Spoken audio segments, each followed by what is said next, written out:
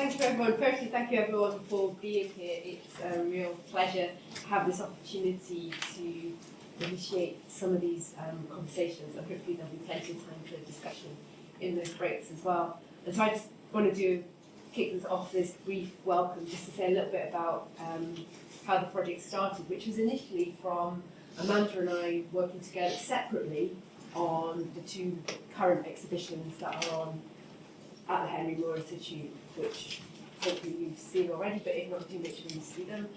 That's Roger Ackling, Sunlight, and then my exhibition, Negative Mass Balance, in the Study Gallery.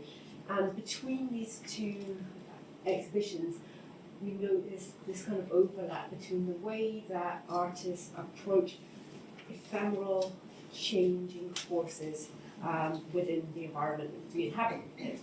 So today it seemed an opportunity to have this more research-led conference opportunity to look at the different ways that artists are looking at the human place and responsibility for this environment we inhabit, along with many other species.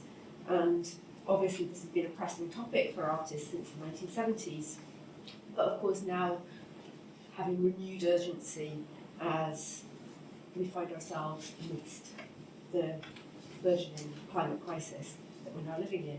So today's a way to look at ways that artists have negotiated, revealed, investigate, and given voice to some of these forces that are hidden within our landscape.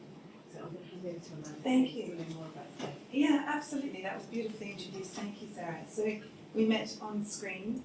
I curated Roger Ackling Sunlight last year with Dr. Morven Gregor, who's here as well. We worked together on it, and it was first delivered for Norwich Castle Museum and Art Gallery. And last year it marks 10 years since the artist's death, and it's the practice outcome of my PhD with Norwich University and University Arts London. And in one of my supervisions, I was challenged to look at what there is to say about Roger's work now, what there is to say about Roger's work in the face of an accelerating environmental crisis. And so when Sarah and I first met and I was looking at Sarah's work, I was really struck by how much I wish that Roger was alive to have seen it, and how beautiful it is, and how eloquently it also speaks to human interaction with extraordinary natural forces. And today what we're going to do is thank you very much for those who've come. Thank you for all of those who are offering papers. We have 2 panels before lunch, and then quite a long break at lunch and 2 panels afterwards. You'll see that Sarah and I are going to be giving a talk in the gallery about both exhibitions, but Sarah's space is directly above us in Gallery 4. Negative Mass Balance is an exquisite, delicate display of work, and we all can't go in there at once. So can I encourage you, in between, when you're taking breaks, to go in 2s and 3s and make sure you can experience it in small numbers. Firstly, so you have the best experience of the work, and also to keep the work safe. So do make sure that you see Sarah's show up there as well. So thank you. Shall we start off with our first panel? So I'd like to welcome up Dr. Veronica Sekules. Where are you all? Dr. Roger Sue and Julia.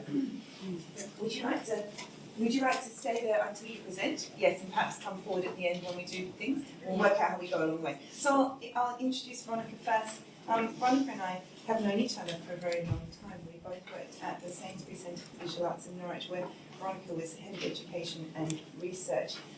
We left about the same time, and in 2016 Veronica established GroundWork Gallery in King's Lynn, which is Britain's only gallery dedicated to art and the environment. She's a curator and author who's worked extensively in art history and ecology and the environment. And Veronica, I'm really delighted that we are together again here today. So thank you, and thank you for our first paper. What we're going to do, by the way, is, of course, you're welcome to interrupt and ask questions, or ask questions that are burning, but in each of the sessions, there's plenty of time at the end for questions, so we might save that till the very end. Thank you. Thank you very much.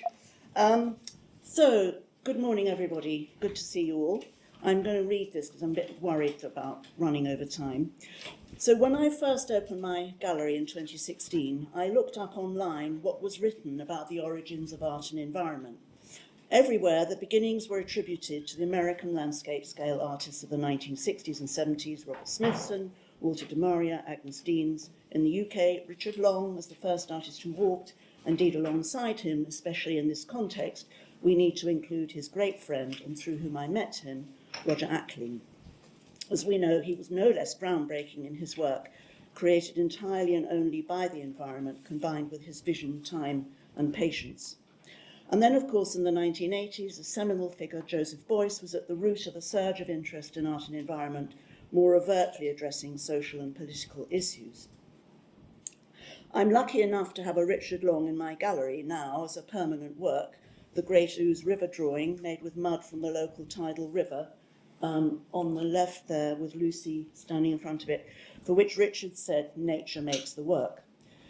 Other works on the screen, the iconic Robert Smithson Spiral Jetty, 1970, Richard Long, a handprint mud circle, Joseph Beuys, the end of the 20th century from the Tate, and some early sunlight pieces from Roger, badly photographed from his studio a few years ago, but of course there's more wonderful work upstairs. You'll see much better examples. Even though all these artists were working at the same sort of time as the start of the activist environmental pressure group movements, Friends of the Earth and later Greenpeace, with the exception of Beuys, who was involved with the origins of the Green Party in Germany, they were not necessarily closely associated with environmentalism. Indeed, both Richard Long and Roger Ackling stated they were not overtly environmentalists, though sympathetic. Nor were they the first artists concerned with the environment, so internet was wrong on a number of counts. So as a historian myself, and quite a long time a medievalist, I've been musing for a while what happens if we take a long view. Looking at pre-industrial societies, for example, how did art and environment connect? What can we learn or relearn about the circumstances and the reasons art was made? What kind of environments were being reflected, used, and why? And who was creating art and why? On whose behalf was art connecting with the environment? So reaching back and forth across time and place, I propose to consider a variety of ways in which art and environment interconnect, through extraction of resources, the use of materials, the creating of value, the relationships with land, water, and nature. And I'm increasingly realizing, in the interests of environmental advocacy, there's a huge and complex interpretive job to be done in a wider world to put episodes of a long story together, if collectively we're to get any further in understanding how art can help us in better environmental understanding. We need to be aware not only of geographical and geological and geopolitical contexts, but also histories, economics, climatic conditions, neurological responses, in order that we can gain greater understanding of the nuances of both representation and interpretation. To tackle this in 15 minutes is a bit of a ridiculous undertaking, and to use a couple of environmental metaphors full of minefields, trip hazards, and potential rabbit holes. However, I'm taking this in 6 episodes, roughly chronologically, roughly thematically. So, episode 1, human-animal. Firstly, the environment is absolutely central to the origins of art. It's almost a cliche to say that. Cave art of the Paleolithic era, i.e. some 40,000 years ago, reflects local fauna, the identities of people and animals. There's been much speculation about the circumstances of creation of Paleolithic art. So here from Pechmel on the left two, from Pechmel in southwest France, we have, for example, paintings of bisons and shadows of human hands. Situated in the deepest parts of extensive caves, there are many questions to be asked, and answers have to be speculative. Who made them, and why has never been satisfactorily answered. Were they made by and for communities, for public view, or were they secret, accessible only by the people who made them, as apparently there's no evidence that these caves were inhabited. Invariably they show animate living beings. Why? Possibly they're recording prey, possibly as an aid to memory of important events and sightings, a tribute to the world outside, perhaps with a view to representing a symbolic mastery over wild forces, or they may just be celebrating skill. The hybrid lion man from Städel in southwest Germany, 30 centimetres tall in the centre, seems a bit different. Made from mammoth tusk, it's the first large sculpture known and was thought to have taken 400 hours to make.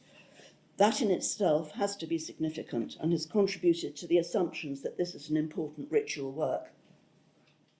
A combination of a cave lion and a man's figure, it's apparently a vision from the imagination rather than a figure from observation.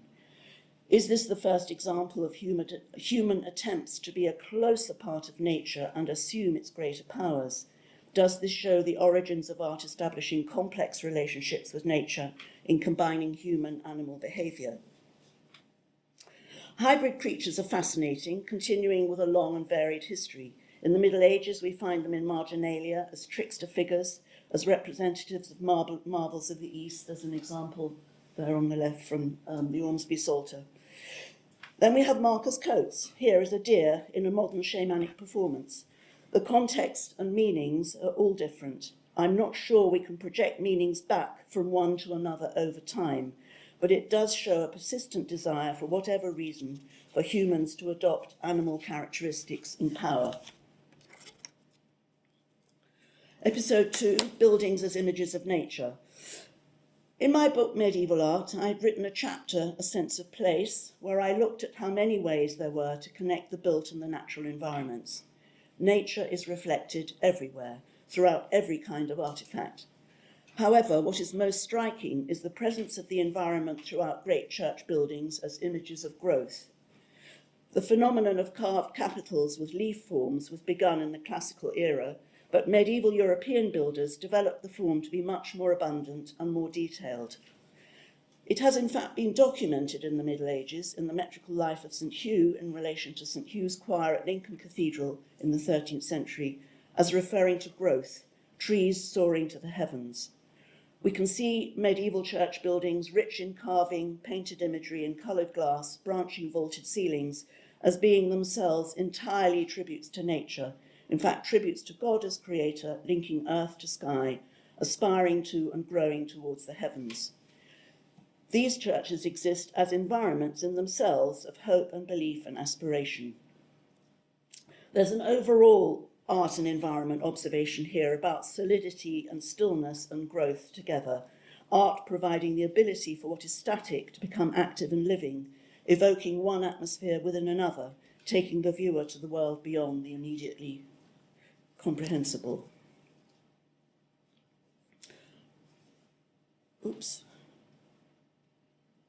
Episode 3, Manipulating Landscape. The question who owns nature comes up repeatedly in relation to managed landscapes. Ownership was a key issue in American land art for Robert Smithson, Agnes Dean's Christo, etc., working across real tracts of land. We're up against different traditions and issues in relation to historic examples of idyllic or spectacular landscape displays. The idea of landscape perfection has an ancient history going back to such exemplars as the Hanging Gardens of Babylon, or ultimately to the persistent attempts to recreate the Garden of Eden, thought in the Middle Ages to be somewhere in the east, perhaps now in Cornwall. The garden as art, the landscape as art, water as art came to its height as an elite expression of mastery over nature all over Europe from the 16th to the 18th century. However, formal landscape perfection, an organisation of forces to create spectacle, has an elite heritage, back to examples like the Roman Emperor Hadrian's villa at Tivoli. So continuing with Tivoli outside Rome has a series of fascinating case studies in landscape manipulation. On the left here, the Villa d'Este at Tivoli, created in the mid-16th century for Cardinal Ippolito d'Este, governor of Tivoli, who wanted a landscape equivalent to that of his great predecessor, Emperor Hadrian, which befitted his status. The entire town's water supply had to be diverted, and still does to some extent, to create these waterfalls. One of the watercourses which was affected by this project was the River Anio across town, leading to the Grand Cascade of Teverone, which is on the top there, a vast natural waterfall with the Roman Temple of Vesta at its summit, and a historic sacred association through the landscape and watercourses below, known as the Villa Gregoriana. These became much-seen destinations on the European Grand Tour. However, in the early 19th century, the town and the valley below suffered such devastating floods that the river was diverted and the whole waterfall was redesigned and narrowed as you see on the bottom right there, a project promoted in 1830 by Pope Gregory XVI, leading into a complex of smaller springs, chambers, and grottos. So this became of necessity a project of public responsibility, not only for the sake of aesthetics, but also to prevent flooding. The waterfall is connected to a whole hydroelectric power turbine to provide electricity for the town. The Villa Gregoriana is now a semi-wild eco-garden surrounding the watery engineering run by the FAI, the Italian National Trust. So it's become a kind of public-private partnership venture combining art and science.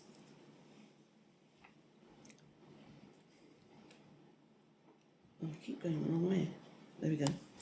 Flower and Power, Episode 4.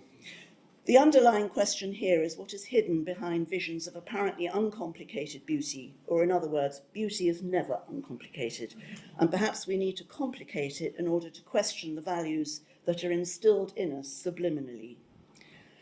Much of our imagery relating to the environment comes in relatively domestic arts, like fashionable fabrics and china, bunches of flowers in a vase, and slips almost unnoticed into our daily lives. So do the controversies and tensions associated with them. The 17th century flower painting is by Balthasar van der Ast, a Dutch artist, one of a number of specialist flower artists based in Delft. This painting has the flowers in an Eastern porcelain blue and white pot, surrounded at the base by exotic shells.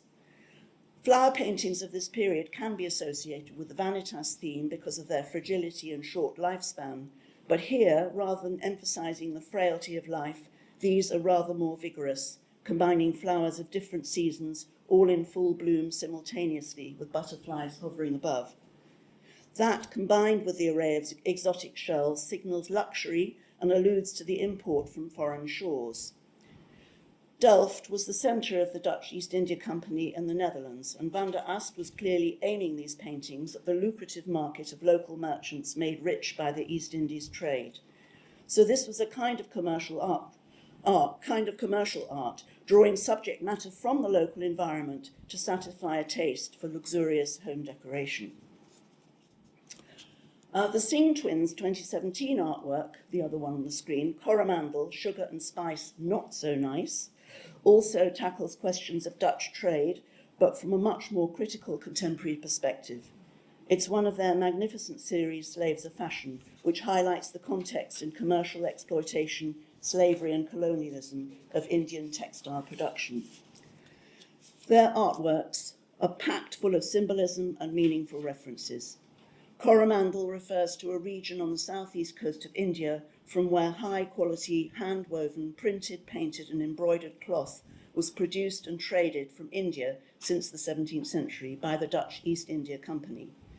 The woman is wearing traditional Dutch costume, her overdress made in traditional Coromandel floral cotton chintz, and the rest of her garments made from other local hand-woven cloth types.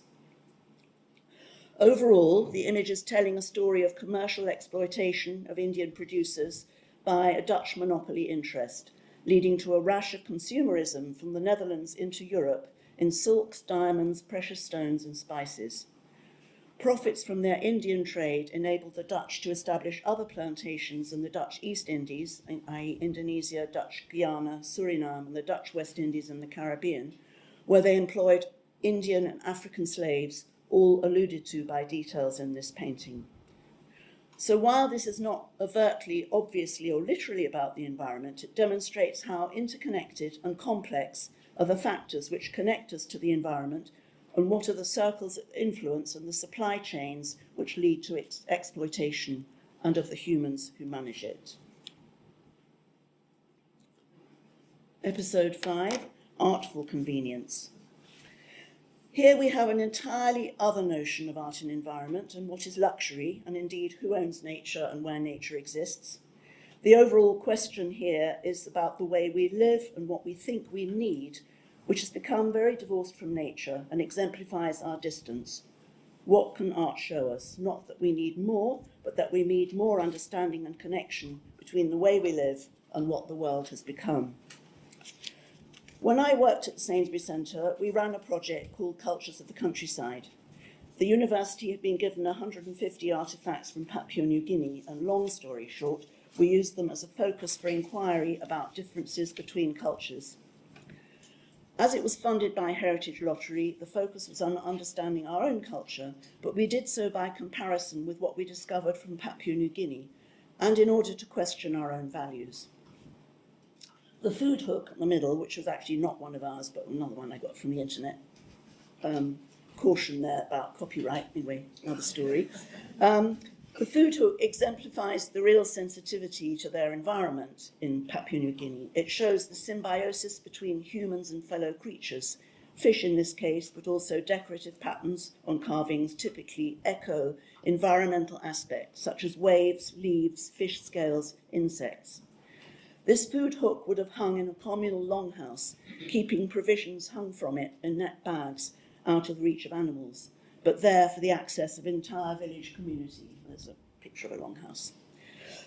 As we discussed during our project with local communities, children and adults, our equivalents are fridges, single household kitchen appliances. I've illustrated a designer example. But the comparison highlighted to us then, and perhaps now, the extreme difference in values, in imagination, in the idea of plentiful provision. It didn't go unnoticed, the longhouse and the hook, made of wood, are entirely sustainable. The fridge, though without doubt an immensely useful household appliance, still stands for much that is questionable and wasteful in Western society. It emits carbon, it's made from a complex carbon-fueled supply chain, it uses energy, it allows overabundance, it enables storage of out-of-season and imported ingredients, and it encourages waste. How many of us have little bits of horror back of our fridges? I'm not for a minute suggesting that we should replace fridges with food hooks, but we do need to ask these comparative questions to draw attention to the extent to which, let us call it, the refinement of our daily lifestyles has led to a divorce from some of the real issues of nature, and that we take luxuries of modern convenience so for granted.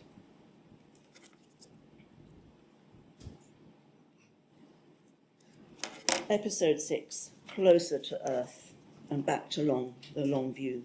I want to end with another Richard Long, the mud sun, which he's just installed at the National Gallery, and parallel this with another recent work, Frame Rate Pulse of the Earth, created for display at Venice Biennale in 2022 and touring at the moment. It's now open in Bristol. One of the questions here is, how can art help us to understand the Earth better, and why? These two works are tackling the subject from entirely different perspectives.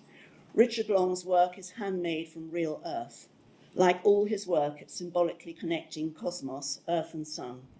The technique he's used is little different from the earliest methods we saw at Peshmel, painting with the Earth itself by hand. Its context in the National Gallery gives it a fascinating take on the elite, on the notion of luxury. Whatever Richard Long himself feels about his allegiance to environmental activism, the fact that they've chosen it at the nation's heart of high culture signals the importance for us all to rethink the commonplace and recognise its increased value. Frameright, on the other hand, has been created as a groundbreaking digital work. Its creators claim it represents the future of photography. What we see is an exhibition in a dark space of some 10 screens showing different aspects of the environment. These range from forest, building site, quarry, beach, a cafe, street scene, city. All have been time delay photographed and 3D scanned using LiDAR technology and presented largely in monochrome as a sequence from one screen to another on a loop. Each image flickers sometimes jerkily through its sequence and then reverts to black, so you feel as a viewer that you're immersed in some updated version of flickering early cinema. It took a large team of some 12 artistic producers, photographers, digital programmers, 3D scanners, sound artists, 6 years to make, and cost in grant terms $250,000, so probably much more. Is it the future? I don't know. It's incredibly thought-provoking, and I could talk about it for hours, but suffice to say now that for me, it is no more or less powerful than a work made in earth itself by hand by one man in a significant context. But it does raise a whole host of new questions about the kind of earth we're thinking about and confronting. Also, it demonstrates how many factors and how many interconnected skills and media can be involved in what the environment is and how it's artistically reflected. For example, is the fact that it needs electricity, artificial light, 3D scanning equipment, cameras, computers, tripods, all with their complex supply chains, indeed the future? Is this an art which can stimulate new understanding of the environment, or is it the technology which does that? So finally, I've tried to show some of the complexities of interactions between art and environment, how art and artists have responded to ways in which the environment is unmanageable and incomprehensible, or needs managing or representing or approaching under different ownership, political or belief regimes. I've got a couple of overall questions. As our oil-dependent, plastic-ridden, climate-changing Anthropocene age of overconsumption and waste has increasingly created environmental problems, how can art help us to address them? And can a history which delves into the many different ways over time in which art and environment have intersected help to reframe the ways we understand and interpret the physical world?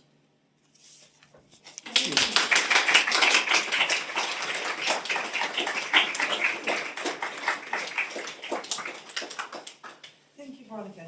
That was fantastic, and indeed a long view and an enormous challenge and provocation to think about many things today.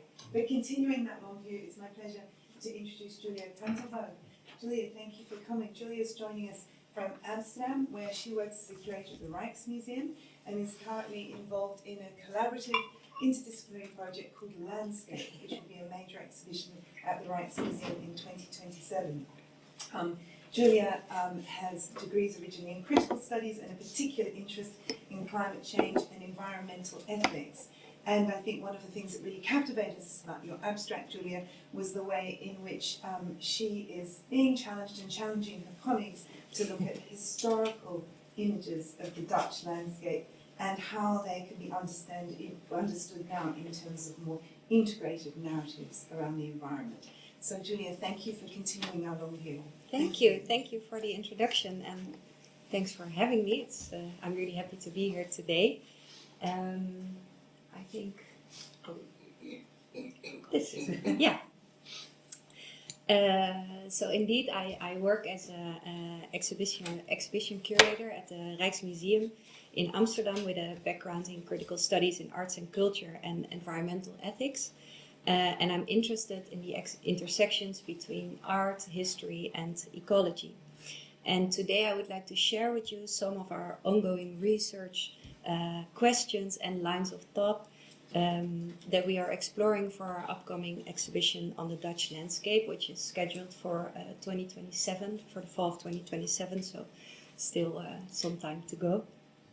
And since this is a work in progress, I very much welcome your ideas and suggestions. So our curatorial team consists of 4 curators and 1 junior curator, and we all have come from different backgrounds and specialisms. But our aim for this exhibition is to challenge visitors to look at landscapes with new eyes, and to reconsider their own place within the environment, and to become aware of this multiplicity of human and non-human forces that constitute the landscape. And I'm particularly interested in how we can give voice to all those non-human elements, such as soils, waters, forests, or animals that have played formative roles in the shaping of the Dutch landscape. And I'd like to start with sharing some of the descriptions of what a landscape is that have inspired my own thinking. And the first one is by Jan Kolen. He's a Dutch landscape archaeologist, and he says, "People and their habitats constantly create and recreate each other in an ongoing movement, and we could see the landscape as an intermediate product of that process." The second one is from the European Landscape Convention, and they describe it as follows. They say the landscape is a part of the land as perceived by humans, which evolves through time as a result of being acted upon by natural forces and human beings. And the Indian writer Amitav Ghosh says, land is the unique entity that is the combined living spirit of plants, animals, water, humans, histories, and events. So these views, I think, offer a dynamic image of the landscape, and they don't present the landscape as a static background, but as a living whole, shaped by many forces in a constant movement. Also, these definitions give agency not only to humans, but to all living and non-living things that shape the landscape constantly. And they allow us to imagine the landscape as a place where meaning is constantly created through relationships. Yet, telling such a story in a place like the Rijksmuseum poses challenges. As the Dutch National Museum of Art and History, its collection largely revolves around human stories and histories.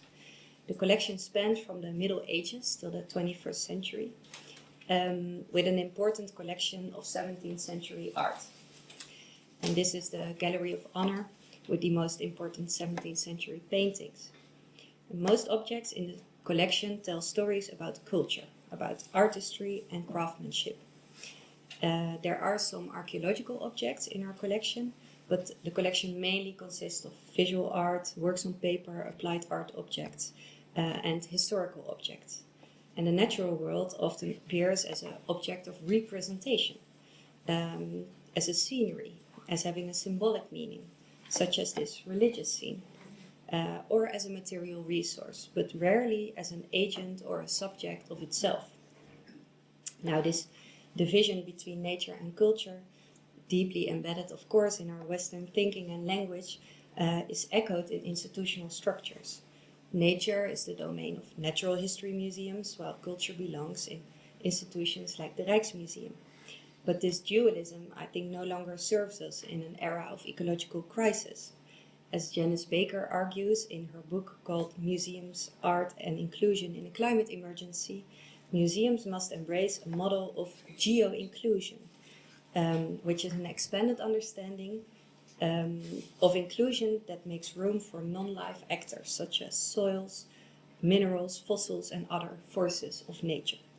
And today I want to take you along part of our exploration of possible objects that could represent those non-human stories in our exhibition. Now, the concept of the French philosopher Jacques Rancière of the distribution of the sensible helps me in this new approach. His concept can be understood as how the dominant social order in a society determines which individuals, groups, and identities will be recognized as having some form of political importance and having voices that are worth listening to. Cultural institutions and the arts determine what is visible in our society and therefore what we relate to. And by including non-human actors of the landscape in an exhibition, we can create new confrontations and expand the things we consider in our society. As Rancière argues, this could then lead to a redistribution of what we are sensible to, by making visible what used to be invisible, and by including those who have been excluded before. Take, for example, the painting View of Polder het Grootslag, created around 1605 by an anonymous artist. The work offers a panoramic view of the Grootslag polder near the city of Enkhuizen in the north of Holland. It's one of the first polders of the Netherlands, as it was established in 1423. Now, the artist likely relied on cartographic sources to construct a composite view from multiple vantage points. And this scene is full of life. We can see cows, fishing, a dog, a horse, transportation by boat, water everywhere, hunting, birds, meadows, and people working the land or dipping in the water. And this polder was accessible only by boat, like many other low-lying parts of the country at the time, a condition that lasted until the late 20th century, until the large-scale land consolidation took place in the Netherlands. Now, this scene tells us a lot about early modern life and the way people used to live with the water. And the painting reveals, of course, a very human-made landscape, now considered as a typical Dutch landscape. But hidden beneath is the deep history of the land itself. Because some 200 to 300 years before the polder was erected in 1423, this area was raised peatland. And I included some maps to show you. So the first one shows the situation in the Netherlands around the year 800. And all the brown parts are peatland. And the last one shows the situation in the year 1500. You can see how much peat had already been drained and extracted. And when we zoom in on the map, we see the area where the polder from the painting is situated. See how drastically this landscape changed over just a few hundred years.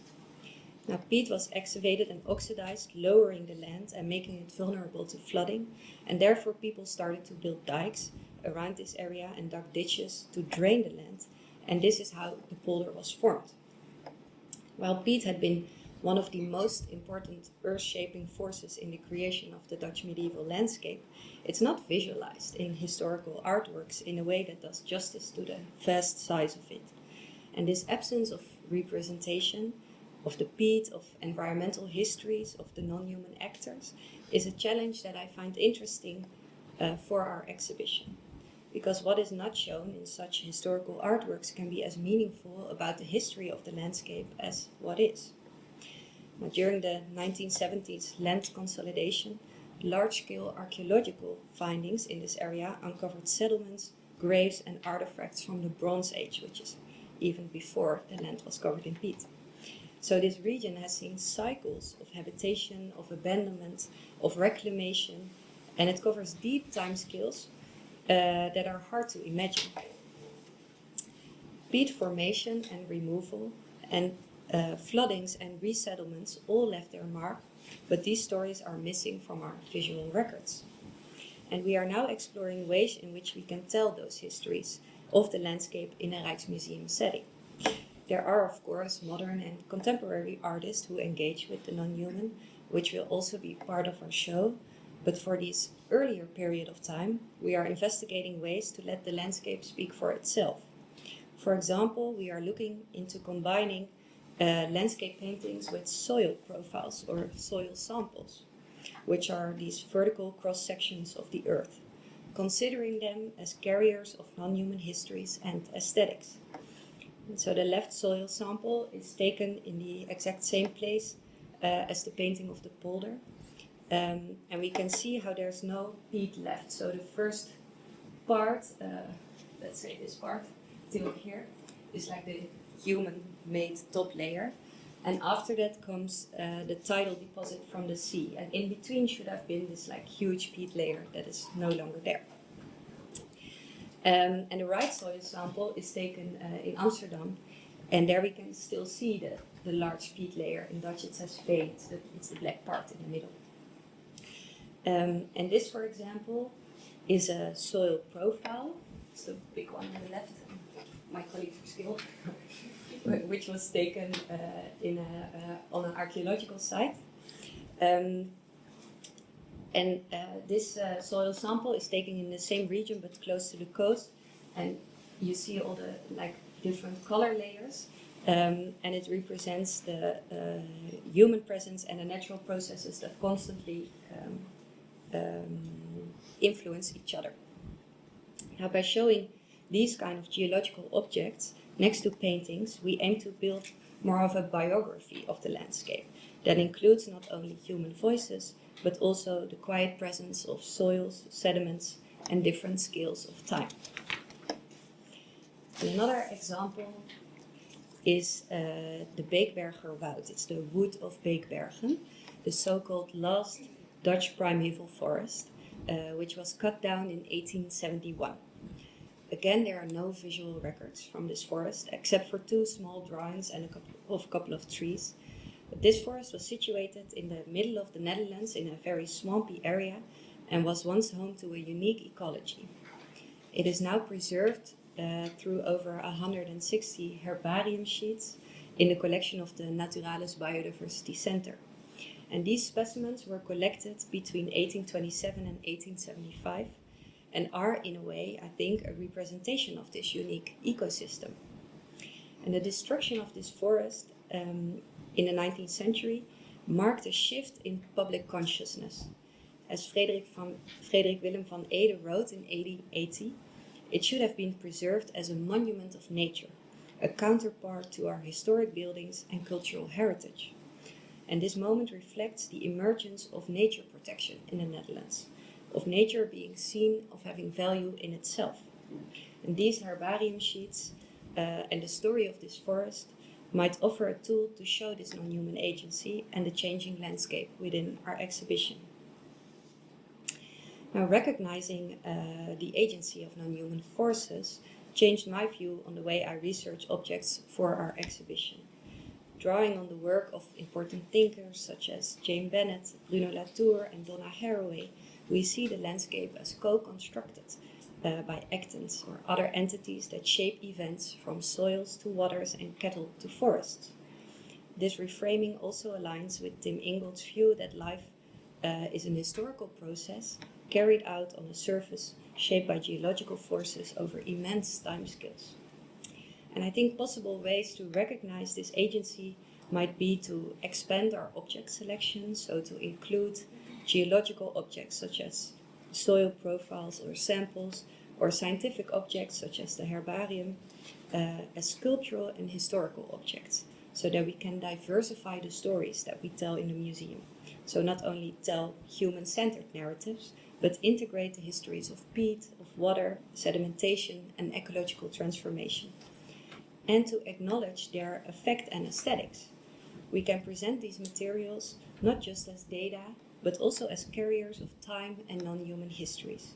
Soil profiles can become very impressive when we understand how deep the history of the landscape is and how many forces of nature have been shaping it before, during, and probably after human presence. Museums, just like the rest of society, have long reinforced the separation of nature and culture, of human and non-human, but this divide is an invention. We are, in fact, walking, talking minerals.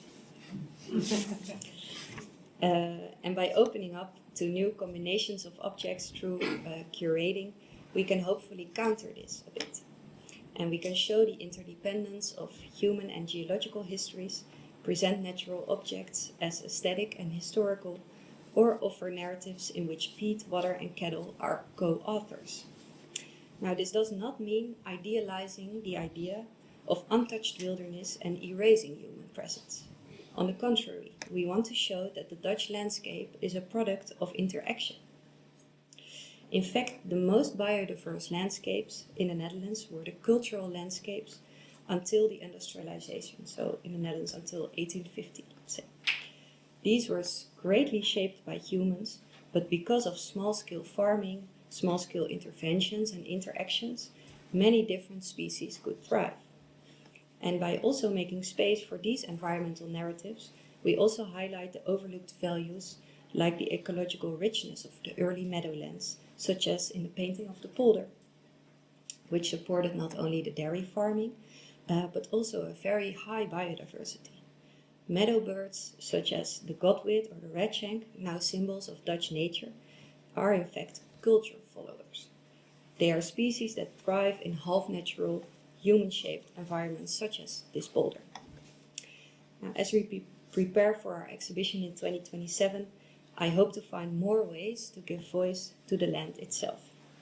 I do think that by being open, modest, and curious to including the non-human, we can expand our view of what it means to be part of a living landscape.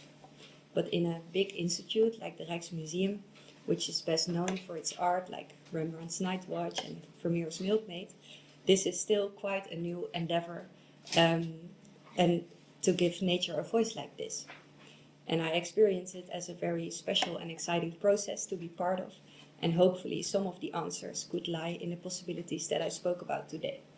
But I'm very curious to hearing your thoughts and ideas about this later. And I'd like to end with this quote from Amitav Ghosh, which is also on a sticky note on my desk. And it says, "The planet or landscape will never come alive unless our songs and stories give life to all the beings, seen and unseen, that inhabit living Earth." Thank you.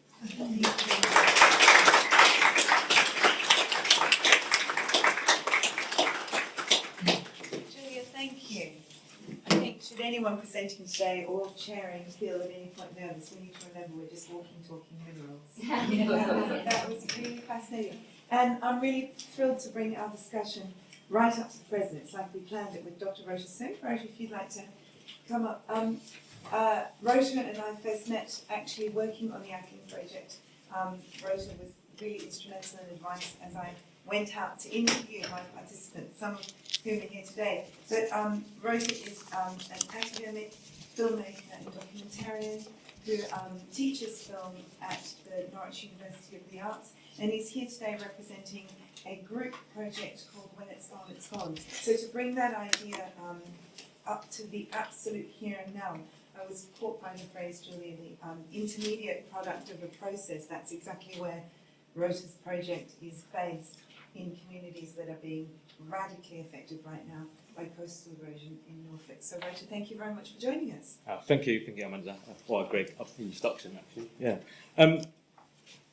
Sorry. Cool. Just sort of like before we started sort of going to the in-depth of our project, I'd like to show a short teaser of our film by using the power of the audio-visual storytelling, juxtaposed with some quotes from the locals and actually we interviewed or talked to. Hopefully the film will give you a bit of context about the project.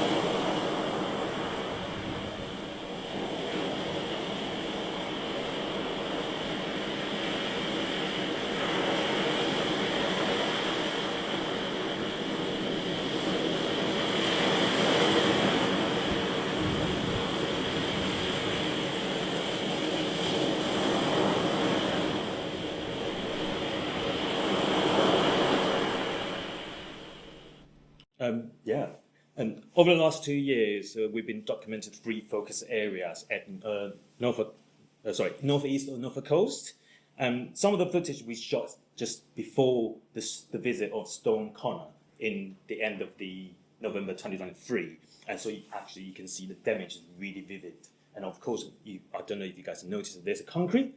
Those was actual roads, actually. So those roads already collapsed are just at Hemsley Beach. So that's kind of the idea. We realized that the severely damage about the coastal erosion is really happening right now. But at the same time, the project itself is actually collect, or unite the coastal communities.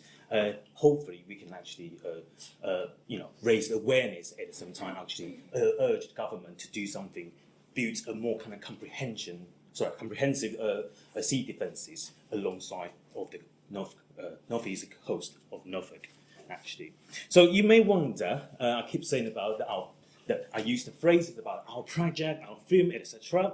Just because actually this is our teamwork, of course, and we got including me, Rota, and then also Matthew Bennington and Katie Hammond. And Matthew is a fine artist who's actually specialised in cyanotype print through the exploration of the in-depth issue with the dialogic approaches. Katie, a photographer, often utilised alternative process in the maturity of the photography and substance working practices. So with my background, it's also sort of like coming from the social science as well as anthropology in documenting. The socially engaged strategy is one of our focuses to explore the depth of the context to the coastal erosion. So referencing the 50-year flow map from Climate Central, it anticipates a significant land loss to the UK coast, particularly in Great Yarmouth, East Norfolk coast, as well as King's Lynn and West Norfolk. So obviously you can see the large area, red area, is actually the very potentially and endangers in terms of the flow mapping. And our project aims to explore the stories and lived experience of the residents in East Norfolk coast currently, where the communities immediately impacted by the coastal erosion. Some of them have already lost their homes, and others are looking for the homes. They are what we actually define as the climate refugees. We determined to raise the awareness of the issue in hope the project could unite the coastal communities and impact the government policy of the positive changes, like we said before, building a more comprehensive sea defences and other environmental protection and the prevention. Just want to give you a little idea about the methodology and what we employ. Just really brief. We apply the notion of the rhizome as our methodology. A rhizome, coined by Deleuze and Guattari, assembles in very diverse forms from ramified surfaces, extension in all directions and into bobs and tubers, which means this kind of extends all kind of possibilities. And in other words, actually, this concept empowers us, coming from 3 different backgrounds, utilising 3 specialties: filmmaking, photography, and cyanotype prints, that we kind of create using that as joint docs together, driven through the concern of coastal erosion, that we aim to connect community through the human activities, surroundings, and circumstances related to the arts, changing landscapes, and the social struggles. Since the issue of the coastal erosion is area and region oriented, we also exercise the concept, a topology of the remembered, suggested by Edward Casey. Now we want to explore the idea of a place and memory with the community participants, which means we want to actually explore individual memories and experience, and hope we can actually make a collective voices that in order to actually raise awareness.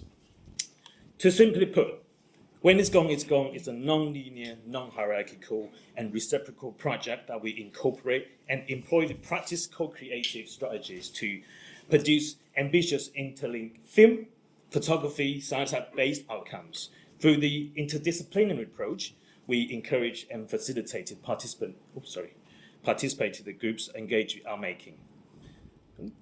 Sorry, I keep messing about the slide. My apology. Hence, there's 3 routes what we actually try to do. A field research, an art workshop, which is more kind of community practice, as well as a public exhibition. They're all interlinked and they're intertwined.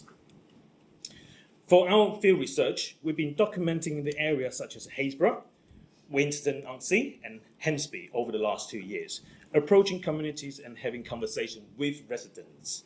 We learned that the patchily existing area sea defences were based on the railway system, as you can see on the map. So it's actually just based on the concept of the railway system. This is the map on the 1963. And if the sea defence built around the railway, then you can see northeast coast. There's a massive gap. It's just very, very patchy. Not much protection in terms of the sea defences. And which is quite interesting in a way, because by observing and documenting collapsing roads, falling cliffs, as well as those about to demolish houses. Actually, those houses already demolished because we shot these films actually in the end of the 2023 or early 2024, actually, and now they already got demolished because the council has demolished and is already in danger. And that actually become a really, really interesting and at the same time precarious situation. All those kind of communities really, really hold a grudge. This quote from conversation with a business owner and a parish councillor in Hens is very telling.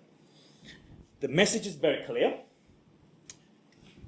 Aside from the ongoing and also rapidly increased change of the coastal erosion, the community Hensby feels really ignored by the central government. Their voices are not heard. And that's the reason why we actually determined to use field research to document, to record, but at the same time proceed to interview and also make a sort of like human approach to make sure we can actually let them voice heard by the voices and the films as well as the community practices. And based on what we have documented so far, we proceed to make several short films depicting the changing landscapes as well as the impact juxtaposed with those dialogical quotes from the locals' perspectives, like what you just see. And of course, we use that as a sort of like a teaser, promoted it, but at the same time, we use the prompt for the workshops as well as made a 15-minute short film for our latest exhibition. So our workshop is actually a very important component for the entire project. We run the community voluntary workshop with a different type of demographic groups. The first one actually we're actually working with is the Restoration Trust group, which is an organization working with the people who actually struggle with the mental health issue. With a major support by Simon Wilmoth, who is our research professor at the university, we deliver a couple of workshops to them, and in terms of organize, actually let them practice at the same time, thinking about their home, thinking about their identity, and thinking about their coastal erosion as well, how they all kind of link together. So the first workshop we ran was in January 2024. We named it Blueprint, which we focused on the making of scientific prints. Beforehand, we sent a handout to the participants asking them to bring some small items, personal items, and images. In the beginning of the workshop, as you can see, we actually display, showing an actual, just a short documentary to let them actually think about how that impacts their homes and also how that impacts the future to the next generation. And we encourage them to explore an idea and how that apply into the concept into their scientific print making. So we then facilitated and supported them co-creating outcomes. This is actually fascinating because you can see there are four particular prints that I'll just show you guys an example. And that is astounding, especially how they resonate to their memories, their life and the past, as well as their family, and also the future as well. This is actually the works are quite fascinating. On the nose, there's one particular print we found is very, in the beginning, we found a bit overwhelmed because one of the participants decided to use the phrases, death to Hensby, which is kind of like mixed with the anger coming through, negligence from the government, and actually particularly express their thought and an idea. That we found it really raw, but at the same time really powerful. That becomes really, really important. The second workshop we actually took them is actually, we took them to the Hensby beach, which is very, very practical, but at the same time, we want them actually observe, but at the same time, collect the materials, how they actually to respond, as well as actually to remember what they actually did before. Because although a lot of them actually no longer live around the Hensby, or actually they never lived around, but they grew up around the area. They often go there, and that all of a sudden, when we took the seaside, or they realised actually how much they changed, especially by the coastal erosion. So we walked down on the beach about an hour. Then we had a great discussion for the material reviews. We were back in the base room. It was intriguing this is actually the still image they shot it actually. You can see what they actually document is pretty much resonant with what we actually see as well. There's a particular sort of like two illustration by one of the participants. The ironies of the human activities and the changing landscape he illustrated were greatly resounding. His quote of destruction of a soothing sound perfectly describes the forces of nature. Another is quote, nothing is permanent, profoundly resonant with the other participant who took a still of the brick on the sand. This is her thought in the discussion that clearly shows her changing perspective of coastal erosion, particularly on her perception of home, from hers to others. And that I thought was actually really stunning. The second part of the workshop was mainly run up by our project team, employing the idea of the re-imaging, project and represent. We combine the works from the participant and ours, re-image and produce two tile-type prints on fabrics. I actually managed to bring that. I don't know if I'll just quickly show you guys the works. Hey, sorry? Oh yes, please, because that's quite big. Yeah, thank you. Right.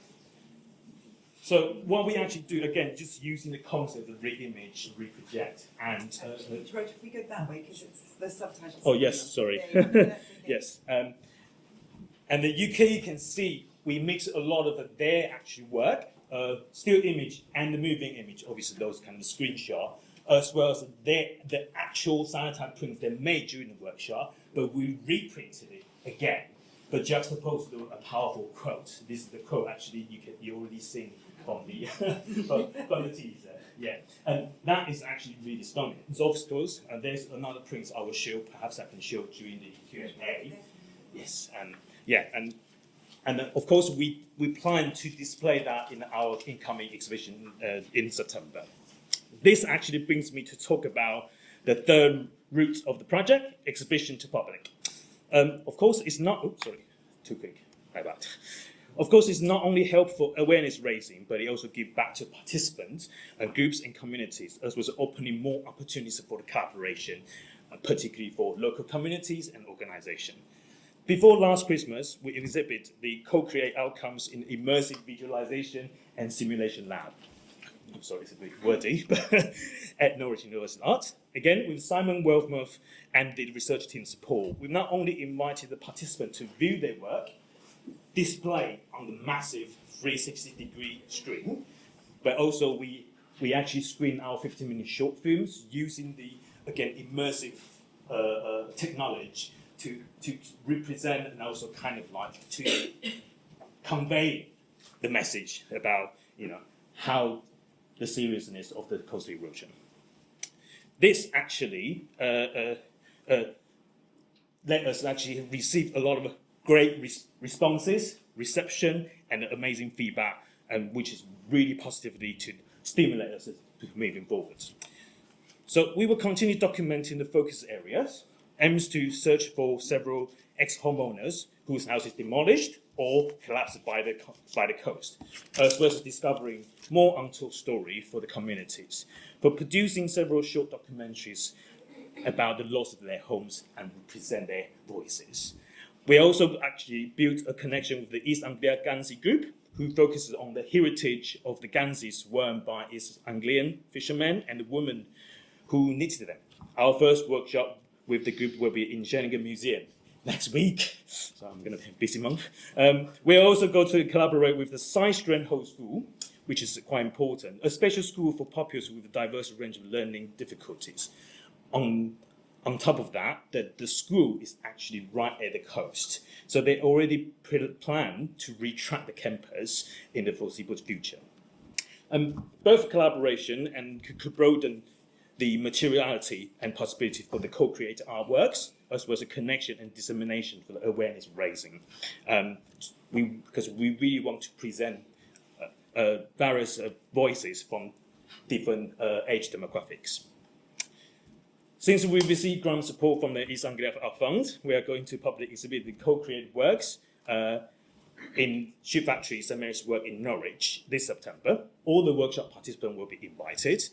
And we also made a connection with Tremere Eco Group in Ireland. We may visit them in 2026 for further discussion and collaboration about coastal erosion as a global issue. And of course, we are really, really open to having any conversation about these ongoing issues, not only just nationally in Britain, but also internationally. Of course, that's something much more ambitious we'd like to do for the future. Thank you very much. Thank you.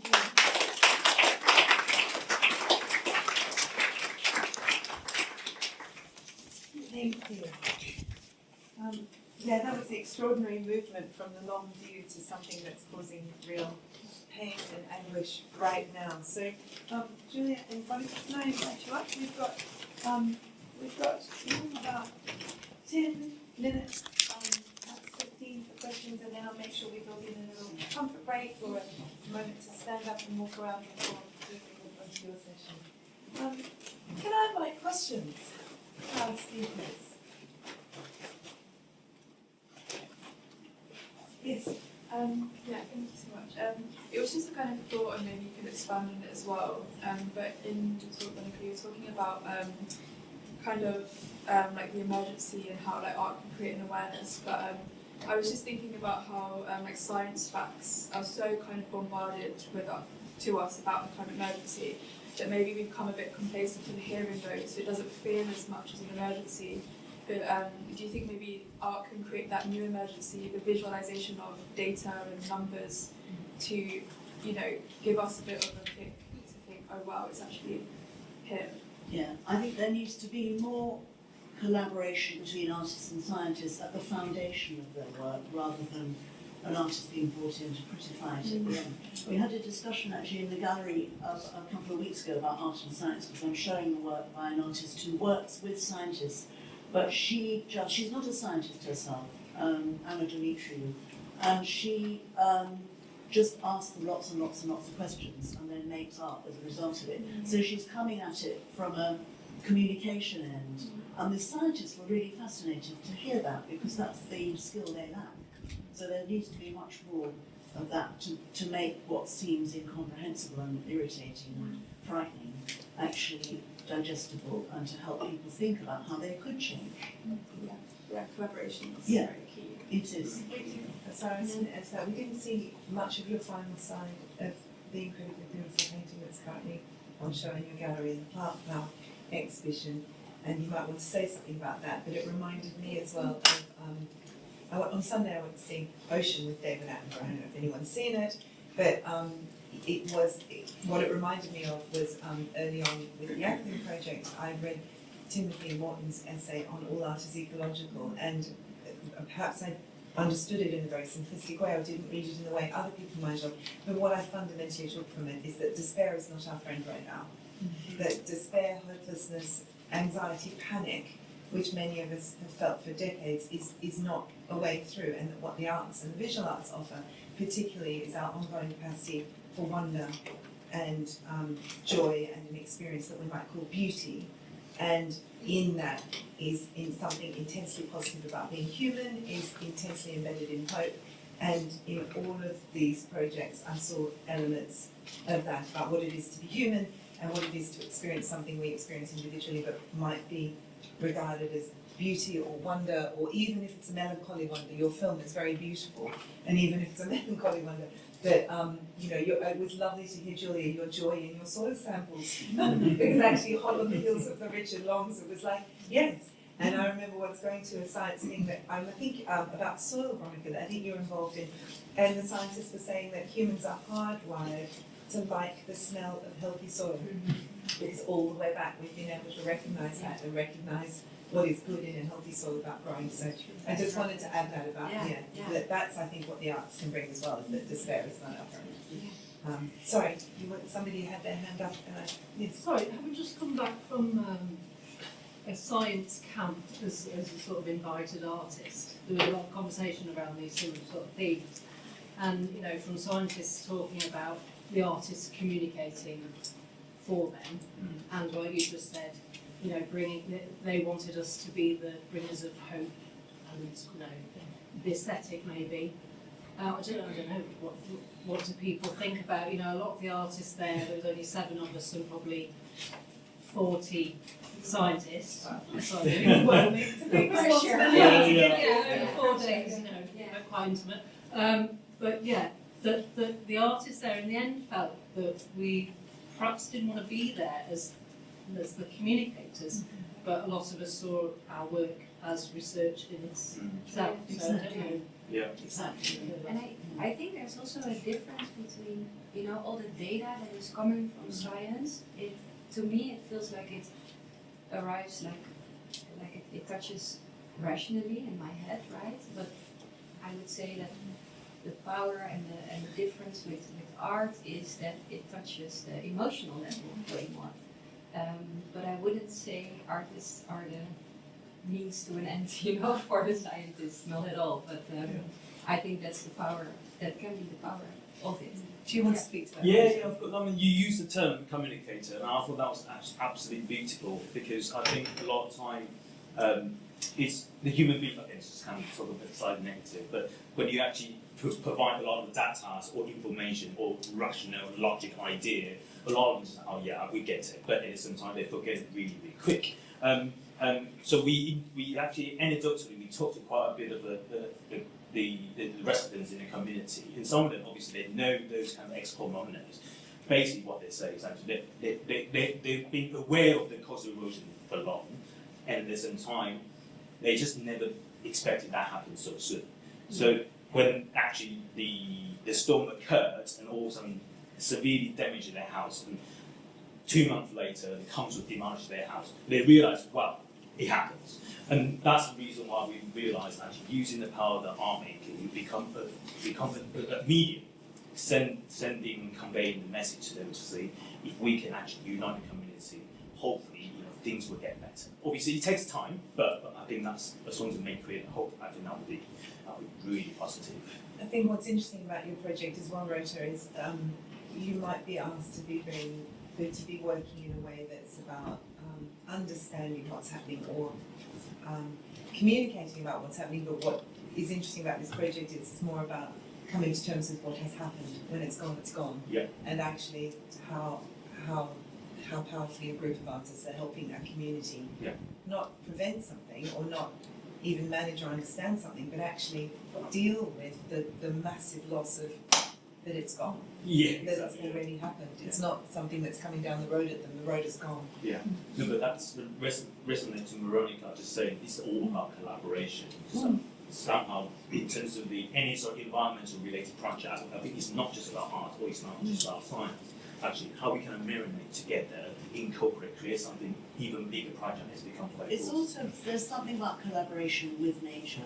So I learned a great deal from a friend of mine who lived on the slopes of Mount Etna about how people living with volcanoes know that it will give them a great deal because it's so verdant and so that they can grow anything, but it'll take its toll and they need to know the signs. And it's a bit like, I don't know what, something, a huge percentage of the world's population lives right by the sea, and ought jolly well to know that they're in a dangerous position now and have to learn how there's give and take in that relationship.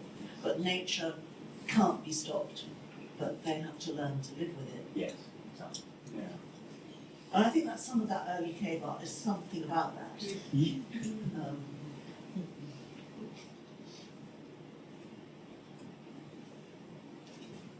Put everyone inside. I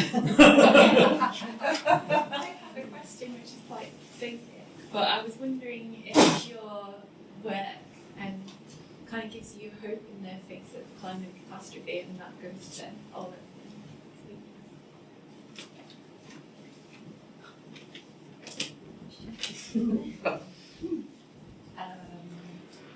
Well, at least to me it feels like I'm very happy to be able to bring in this view in a place like the Rijksmuseum, which already changes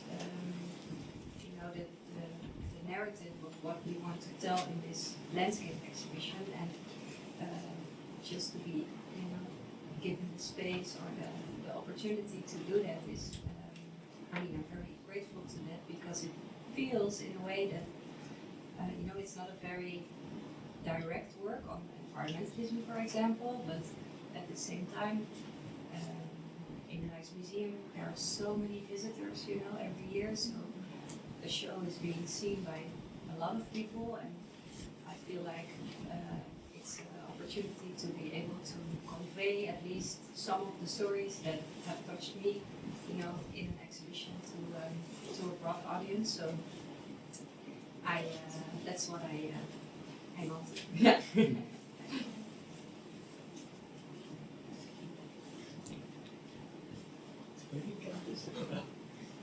Sorry, just it's just absolutely fascinating, especially this the long view and the way you can view things. So this one's just for Julia, if you don't mind.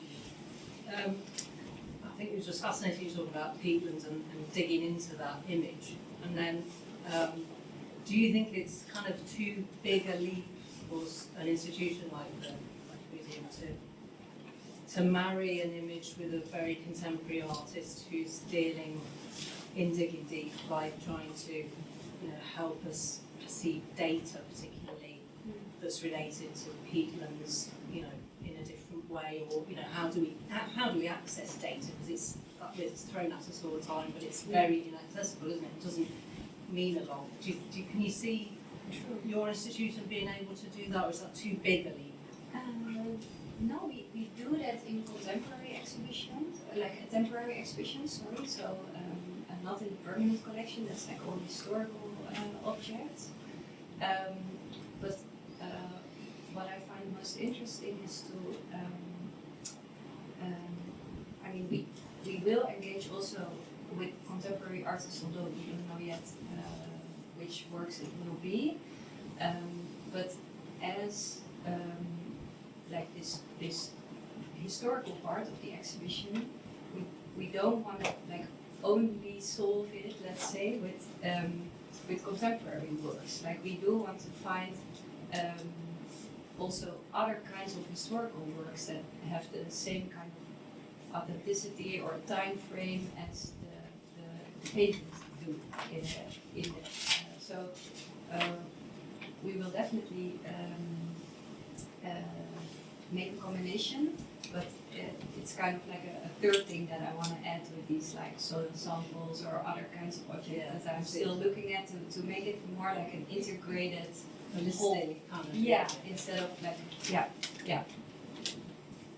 Thanks. Yeah. And what about, because that fascinating panorama of people working in the fields, what about the kind of implements and things they're using? Is that going to be part of it? You're going to have trowels and spades and forks and... We might, there are, but that again would tell a very human centered story. So what I'm mostly looking for is in a way authentic or original objects that can tell the story from maybe represent in a way the voice of the landscape itself, or the animals that live in it, or the plants that are in it. So we have plenty of human-made objects that show the influence of humans in the Dutch landscape. Of course, the Dutch landscape is basically a story of human management and influence. But to counter it, that's what I'm mostly looking for. Yeah, I really enjoyed your comments about the biodiversity of the Polder small-scale farming. There were so many things at the table last night about looking at our part of East Anglia, where some of us are from, and the Netherlands, and how they almost mirrored each other, as, in a butterfly pattern across the North Sea, where in both places big populations live under sea level or don't see the sea from where they live on the coast because there's a raise between it. But also talking about, just to point out the biodiversity of pre-industrialised farming, because in Norfolk we have a very large swathe of area called Stanta, Lake Santa with a T, which is a military zone, and it's a military zone that has an exclusion area for personnel both on the ground and up into the sky at some distance. And once or twice a year the public are allowed in on special bus tours because it's a place where 6 villages were requisitioned at about 6 weeks' notice, 3 weeks' notice at the beginning of the Second World War, and they were relocated. So there are 6 medieval churches and the remnants of villages in this enormous And in amongst those medieval churches, there are mock-ups of all the major wars of the last 50 years. So there's an area that's Afghanistan, and there's an area that's Iraq, and there's of all the different places that people have fought, an area that's Northern Ireland. But amidst that, there's the original field plans and the original hedgerows, and this teeming biodiversity that represents just not ancient farming, but just farming pre-1940. Yeah. And how radically the East Anglian landscape changed with large-scale machinery and large-scale farming after that. And I've walked alongside of that, and it's just an extraordinary sort of from the Header's Way view into this other world that the military is keeping to itself. Yeah, it was actually one of the facts that surprised me the most in my research, because I thought, like, okay, when we consider Dutch landscape, it feels to me, at first it felt to me that it would basically be the story of, like, the bigger the human influence, the more negative it will be for the land, basically. As in like a linear, line going down. But it's actually not the case at all. It's actually a line going up from, so this influence was everywhere, human influence was everywhere very early on in the Middle Ages. But because it was a very different way of interacting with the environment and using it and adapting to it and also managing it, it actually brought about way more biodiversity than it would have been without the interactions and influence. And it was a story that I wasn't really aware of, actually, because it feels like, everywhere where humans come, they kind of make a mess. Make a mess. This point up to the industrialization really made a change in that, and I think it's an important story to tell, and that most people nowadays might not be aware of. At least I wasn't. Yeah. Don't make a mess, you can't clean up. Okay, so on that note, I think that was great. Thank you. And we're going to take a brief pause. We've got 4 or 5 minutes, and then Dean will convene his panel. So do stand up and have a stretch in the restrooms if you need to. Thank you so much. Thank you. I can introduce our next chair, who is Dean Hughes, who is Professor of Fine Art at Birmingham University. And Dean is pretty much a star of the film for the Ackling show, Sunlight, upstairs. So though an artist, researcher and writer in his own right, Dean first trained at Chelsea and was taught by Roger Ackling, and has since written and spoken to me, but written also in a number of published articles about a particularly pedagogical approach that he absorbed from Roger and how that influenced his own work. So we're really honoured to have you again with us here today, Dean, and Dean's going to chair our next session. Fantastic, thank you.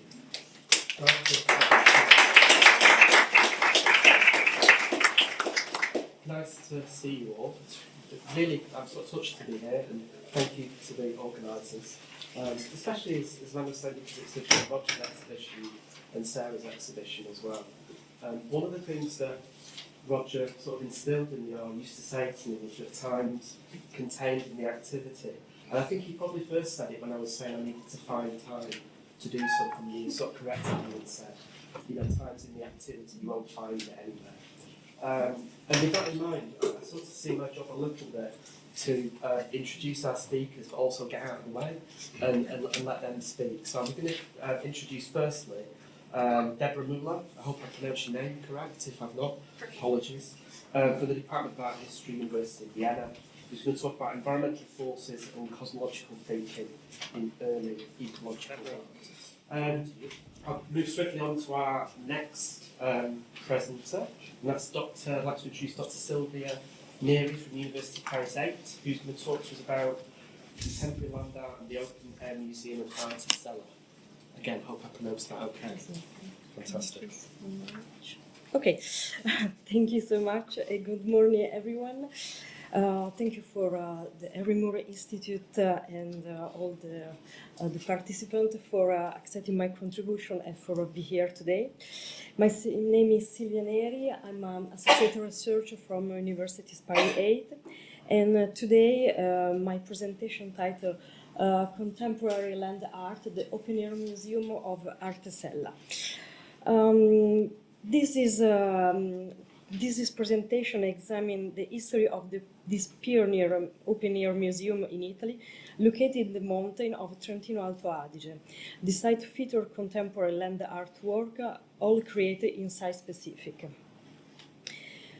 So, since its foundation in 1986, Arte Sella has stood as a pure example of land art, transforming the alpine landscape of Arte Sella into a dynamic, ever-evolving open-air museum.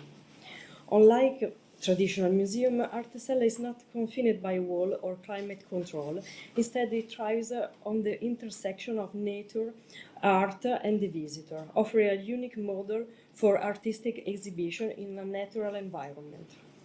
Here, the artists are invited to work in close collaboration with the environment, using local materials such as wood, stone, and leaves to create installations are intentional ephemeral. These works are designed to evolve over time, shaped by elements and ultimately return to the landscape, then inspiring them. This approach resisted to the notion of permanence and preservation. There underpins convenience museography, instead embracing natural process of growth, decay, and renewal. The project featured 3 interconnected exhibition paths winding through the alpine forest and meadows. This laid out challenged the boundary of artistic displays and encouraged visitors to experience art like an immersive journey where each work is inseparable from its setting. The project developed over time, culminating in the creation of the Art Natura pathway in 196 along a forest road, a 3-kilometer route through the wood accessible year-round, where visitors can discover captivating artwork by 15 artists and the unique environment feature area, various types of forest, rock, and monumental tree. It is not only a distinguished art exhibition, but all above a creative process in which artwork evolves over time. The artist's relationship with nature is rooted in respect, serving as both inspiring and motivation. The works are 3-dimensional, created with stone, leaf, branch, and trunk, and really include artificial object, material, or color. At the end of the exhibition, many works are left to degrade and thrive the return of the life circle of nature. However, the others are placed in museum, gallery, and exhibition space in Italy and abroad. Among the artists who participated in the early 2000s, I would like to mention Roy Stubb, a friend that I met in Paris in a private exhibition that I was involved in a performative conference. He told me about the freedom given to the artist at Arte Sella, the opportunity to choose the location for their work, to use the material found on site, or bring our own if they prefer. Currently, his work no longer exists. In fact, in late October 2018, Storm Evia swept across North Italy with unprecedented force, unleashing winds of over 119 that devastated alpine landscape. More than 8.5 million cubic meters of forest were destroyed in hours, particularly in these regions.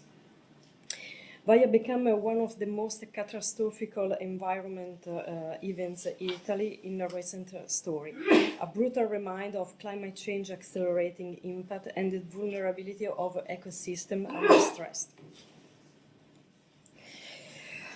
In fact, Arte Sella was among the sites most deeply affected with this section of forest level of many installations, especially along the Arte Natura trail, are destroyed. Yet, rather than retreat or attempt a full restoration, the organization embraced a form of creative resilience. This concept wrote in the awareness that change and disturbance are not intrinsic conditions for the Anthropocene, guided a process not of reconstruction but a transformation. Artist and curator began to rethink material, method, and thematic focus, acknowledge the need for the artist language capable of responding to ecological disruption rather than merely lamented it. In the year following storm, Arte Sella has redefined itself as a city of inquiry, where art not only inhabits nature, but interrogates its limit, tension, and mutation. The focus has shifted from the impermanence alone to complexity, particularly to the interplay between the natural element and human technologies. New commission by artists such as Michelangelo Pistoletto, Edoardo Tresoldi, Christoph Quintera, and Arcangelo Sassolino reflect this evolution, incorporating light, metal, motion, and data to create a work that are both poetic and urgent. This new phase acknowledges that ecological crisis is not a distant scenario, but a lived condition, one on demand, a new way of thinking, making, and coexisting. Perhaps the most profound loss was not the artwork themselves, but the forest, the emotional, symbolic heart of the site. As Giacomo Bianchi, president of Arte Sella Association, has noted, the forest is not merely an asset, it's a part of visitor in a landscape. To lose it was to lose a part of oneself. And yet, nature, quite resilience, offers a powerful counter-narrative. Watch the forest regenerated through its hour rhythm, reveal that life return, though not in the same form. In this space between loss and renewal, memories and reinvention, that Arte Sella now positions itself. Stromvaya, while destructive, has become a generative moment, a catalyst for reimagining not only the museum role, but the broader relationship between the culture, climate, and the living world. As I stand on the Arte Sella website, the artist is not the absolute protagonist of the artwork, but accepts the nature complete their work. The artwork are placed in a hic et nunc and are constructed using natural material. They emerge from the landscape only to return to nature. Arte Sella stands as an international benchmark for contemporary land art, offer an innovative model for the dialogue between artists, practitioners, and environmental challenge. The museum serves as a living laboratory where art and nature intertwine, explore the relationship between human creativity, landscape, and climate change. Here, the very definition of museum is reimagining. Arte Sella does not present a static exhibition, but instead embraces the impermanence of its work as a core aspect of its identity. The installation, crafted for natural material, are designed to merge with their surrounding, gradually transforming and decade with the passing season and the passing season. This process highlights both the fragility of human intervention and natural regeneration power, emphasizing how art can play an active role on a broader ecological and cultural process. This specific work invite visitors to experience the union of art and landscape in an open-air museum. Precisely because of the ephemeral nature, issues of the presentation and vulnerability of face of climate change come to the fore. Arte Sella approach centered on landscape conservation, seeking to reconcile cultural heritage with the urgent need for climate adaptation. In the context of the Anthropocene, where human activity in the main driver or environmental change, Arte Sella installation reflected the growing vulnerability of both nature and art. Even such as Storm Valley, which destroyed numerous 20 installations and sculpture, I've underscored this fragility, but also sparked a new way of relating the environment, first in deeper reflection of the human-nature relationship.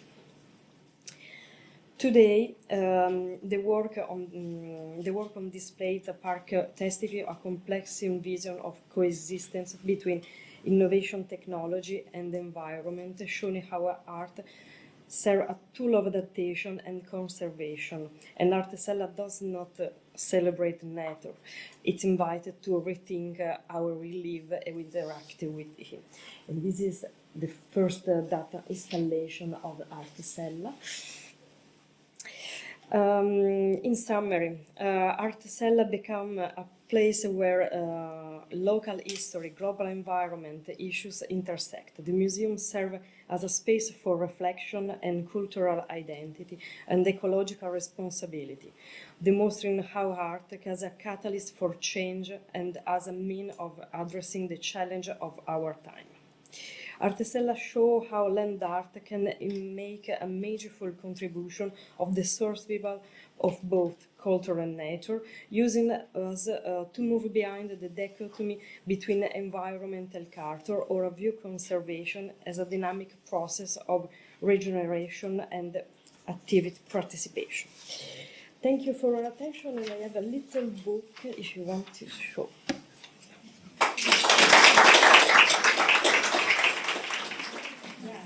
Okay, hello everyone, welcome back. After lunch, I hope you're all feeling well fed and well watered, and maybe got a bit of sunshine or sunlight and got revived at the break as well. And welcome back. It's a great pleasure to be able to introduce this next session, which is very close to my own heart, being with papers surrounding themes of both ice and light. And also one of the things coming out of the discussions this morning, particularly around the theme of data and how data might be used. And I think one of the themes that will come out of this is how the materiality of that data might touch us. It's one that, starting point, it's a really apt that I've got the pleasure of introducing Dr. Bob Woolley. She's an artist and a lecturer in London at UAL. And she's actually written on her book. It's called Between Us. And she's writing on affect and how things touch us and matter in the world. So today it's asking how we might think about glaciers before they vanish and what does it mean for artists to collaborate with them. And I'm going to leave, rather than take up any more time, I'm going to let Bob talk for herself. But thank you very much. Thank you for that really kind introduction, and thank you for the invitation and being here amongst your beautiful minds. It is much appreciated. To think glaciers otherwise, this paper begins by asking the question, what are the edges of thinking, my thinking, of being submerged in this thinking, of sinking in the thinking? It starts by the simple acknowledgement that stuff is happening in the world, that things are shifting fast beneath my feet. I don't know whether to be at the edges is about the future, being forward in time, or whether to be at the edges, at my edges, is about finding the past. It is about trying to remember all those things I have forgotten.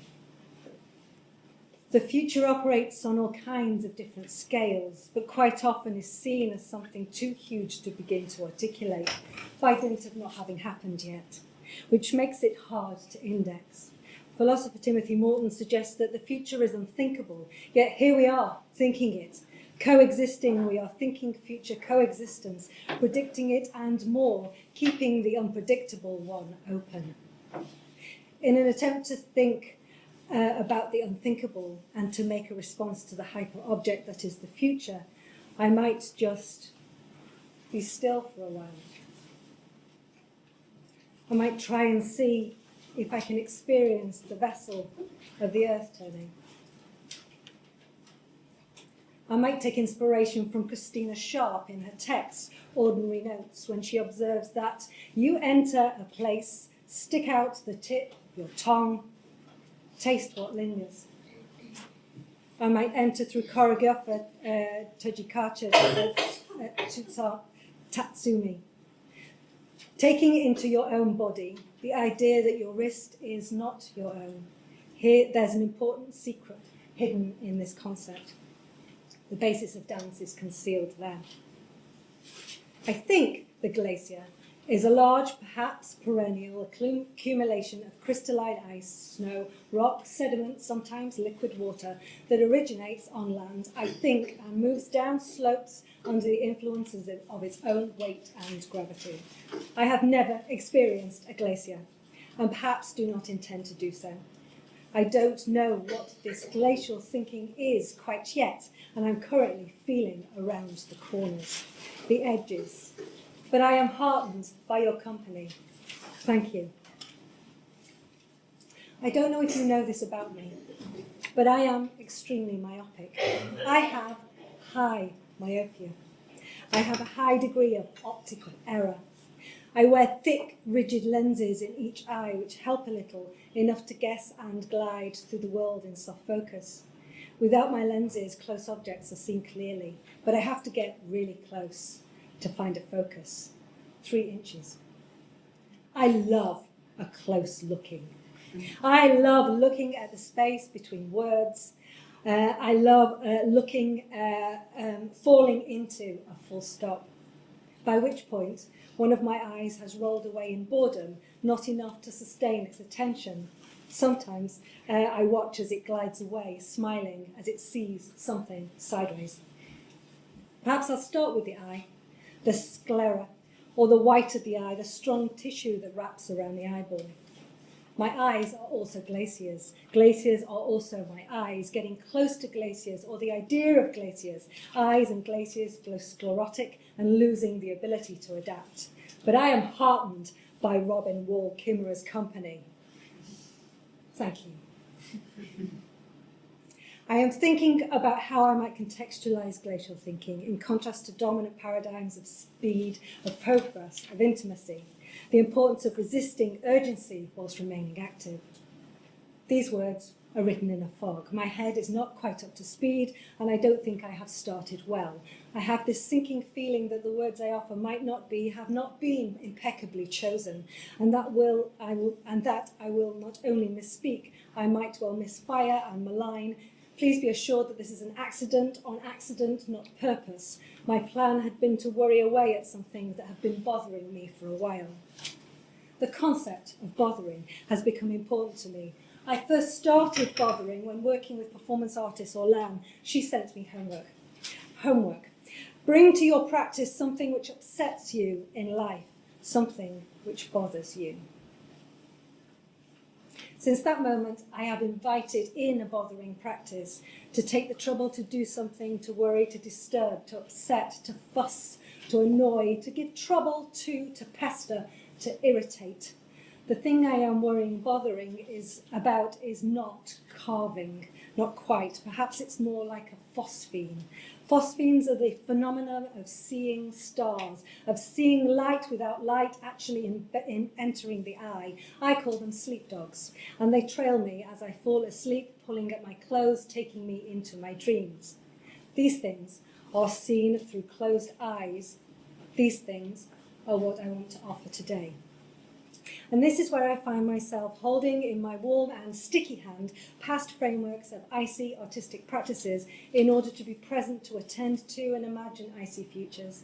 In the soundings of Katie Patterson, the acoustic explorations of Cheryl E. Leonard, Wayne Binnity's ice core installation, and Sarah's work, which does and undoes itself beautifully.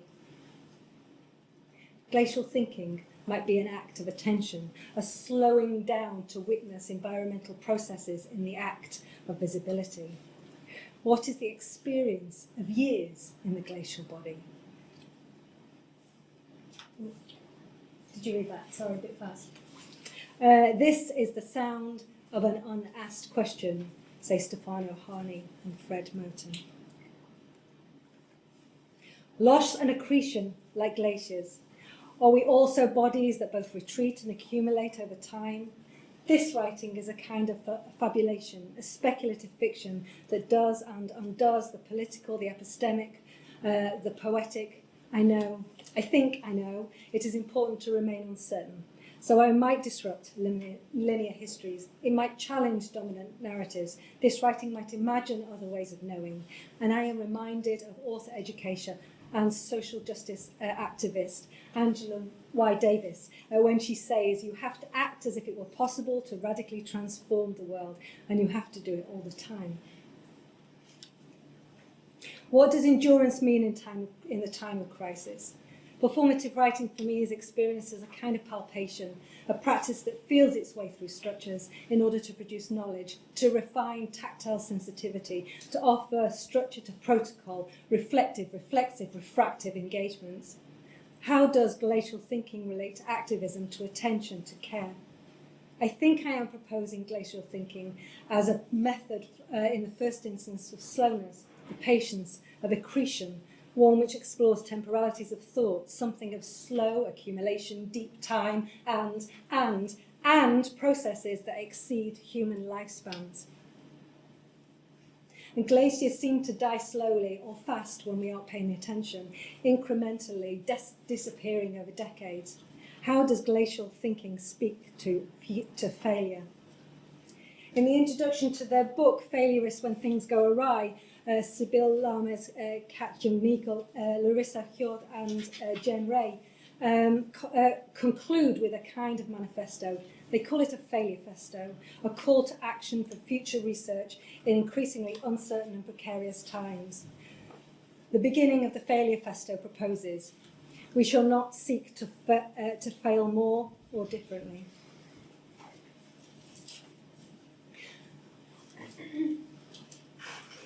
My long regard of glaciers is enmeshed in an aim to learn from failure, to witness, acknowledge, sit with failure, to embrace failurism, to become failurist. Glacial thinking is a possible method to explore and contest the conditions of the present by staging the not yet, the never was, the could become. Glacial thinking is annotated, layered, incomplete, contradictory.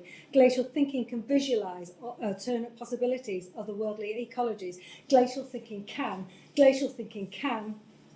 I see, swirling snow and ice. This leaves me cold, not emotionally uninvolved, far from it, rather.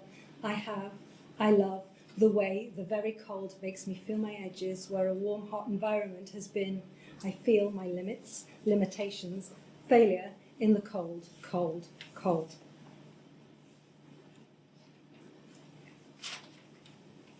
Perhaps glacial thinking is an ecological dramaturgy, exploring the crucial importance of connectivity, of relationships between people, objects, natural forces, and their interaction in the human natural environment. Perhaps glacial thinking, the scale of kin and its budget. The glacial budget refers to the balance between the amount of inputs versus outputs affecting the glacial system, how ice accumulates and melts, whether a glacier advances or retreats, how it breathes, inspiration, expiration, whether it continues to exist or not, lives or dies.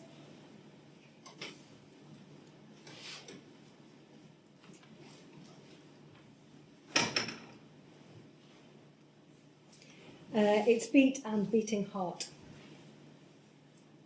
Glaciers are a moving phenomenon, traversing both the ground and the imagination, where constant advancing of gates of ice mark both past and present landscapes. Whilst they might appear to be unperturbed and unfettered by the Anthropocene epoch, that a natural unit of geologic time, they are in fact bearing the weight and responsibility of human impact. The shift to being considered as finite rather than the huge perennial accumulation of this crystalline ice, snow, rock, sediment, liquid water is devastating and palpable. Where glaciers are, where they have been, hold knowledge for the future. In the summer of 2019, we observed the death and funeral of the massive Icelandic glacier Ecological, memorialised with a plaque entitled A Letter to the Future. Ok is the first Icelandic glacier to lose its status as a glacier. In the next 200 years, all our glaciers are expected to follow the same path. This monument is to acknowledge that we know what is happening and what needs to be done. Only you know if we did it. And yet glaciers.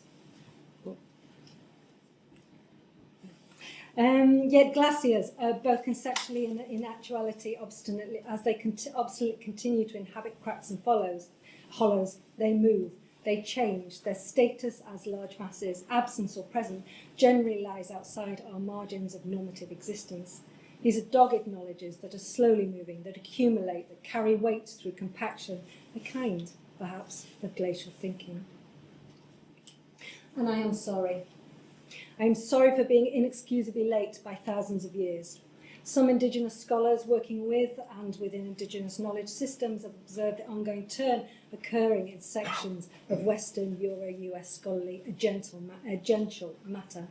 Social anthropologist Zoe Todd, an Indigenous Canadian, in critiquing the neo-colonial time lag of non-Indigenous academics, tells us the ontological turn, with its breathless realizations that animals, the climate, water, atmospheres, and non-human presences, like ancestors of spirits, are sentiment and possess agency, that nature, culture, human and animal may not be so separate after all, is itself perturbing, perpetuating the exploitation of Indigenous peoples. In addition, Indigenous researcher Sarah Hunt argues that the potential for Indigenous ontologies to unsettle dominant ideologies can easily be neutralised as a triviality. The ontological differences are difficult to explain, yet this is where their power lies, in the spaces between intellectual and lived expressions of indigeneity. I would propose that these gaps in regimes of knowledge provide sites where ontological shifts are possible. So how do we better expose and explore these gaps?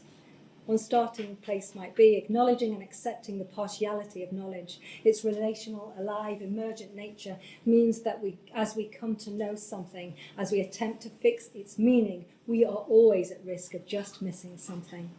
I am in a constant state of just missing something, at risk of falling down the gap, and the gap here is the gap in the space between ideas. It's the space of that not yet, of that not knowing, of directing my bodies towards other ways of knowing, even for a little while. With this glacial thinking, I am at risk of losing something. Glacials, alongside the scale of the human body, are difficult to represent, perhaps removing their full potential for empathy and effective exchange. Thank you. I'll speak fast. Timothy Morton's recent shift away from the hyper-objects towards the hyper-subject brings rather than the transcendent, the subscendent, the whole being less than the sum of its parts. Perhaps this is a time for hyper-subject, and this is just beginning. The human relationship with glaciers, asking important questions. My own inconsistence of research and being a researcher, this bothering here as a larger part of my critical thinking. From a vantage point of the colonialised position from which I write, and choose to privilege the term research is inexplicably linked to European imperialism and colonialism. The word itself, research, is probably one of the dirtiest words in the Indigenous words vocabulary. I don't claim innocence here. Try and find myself graduating towards these three related corporeal theories, which I won't go into. Which are beautiful. And here I am emboldened. And again.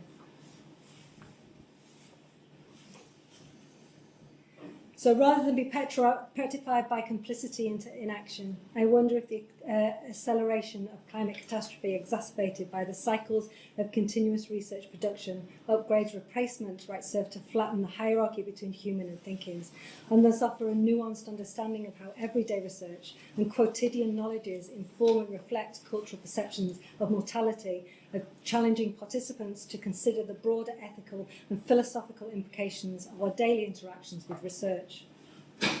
And perhaps this is the sound of an unasked question.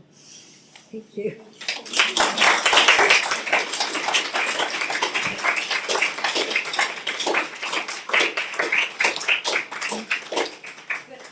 Thank you so much, Bob, and also maybe during the questions you'll have time to explain some of those wonderful words that we didn't have time to do. And so I think these themes of kind of lapses, gaps, failures even, and problems as linked to ideas of glaciers, a really pertinent way to begin to introduce Liberty Quinn, who's an artist based in London, graduated in the Royal College 2 years ago? 2 years, yeah. 2 years ago, so an artist and educator based in London who's also working around data and glaciers in Antarctica. So I'll hand over to you, Liberty. Fantastic. Thank you so much. Thank you to Sarah, Amanda and Cassie for the organisation. And Bob as well. I think hopefully my presentation leads really nicely on from the kind of context of the glacial thinking. So this presentation explores the complex intersection of digital technologies, artistic practice and environmental documentation in the context of Antarctica's rapidly changing landscape. As climate change accelerates, our technological means of witnessing these transformations become simultaneously more sophisticated and more problematic. My practice-based research investigates the unstable systems of the Anthropocene through theory and image-based exploration to unfold new narratives about our relationship with remote environments. As I navigate the sublime landscape of Antarctica, I am confronted with the slow durational violence of ice melt and system errors. I use aerial imagery to examine how these slippages and errors in data formulate a language to understand the breaking down of climate specifically within ice sheets. These moments at once allow for a dialogue for discussing environmental collapse in a continent so vulnerable to anthropogenic change.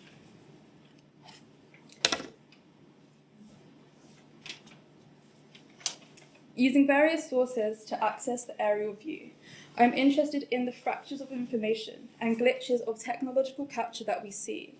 I take this thinking and directly compare the broken up data to the breaking down of ice sheets. With the data I collect, I start to unfold what I see and note that often obscured ice can create a new visuality for environmental agency.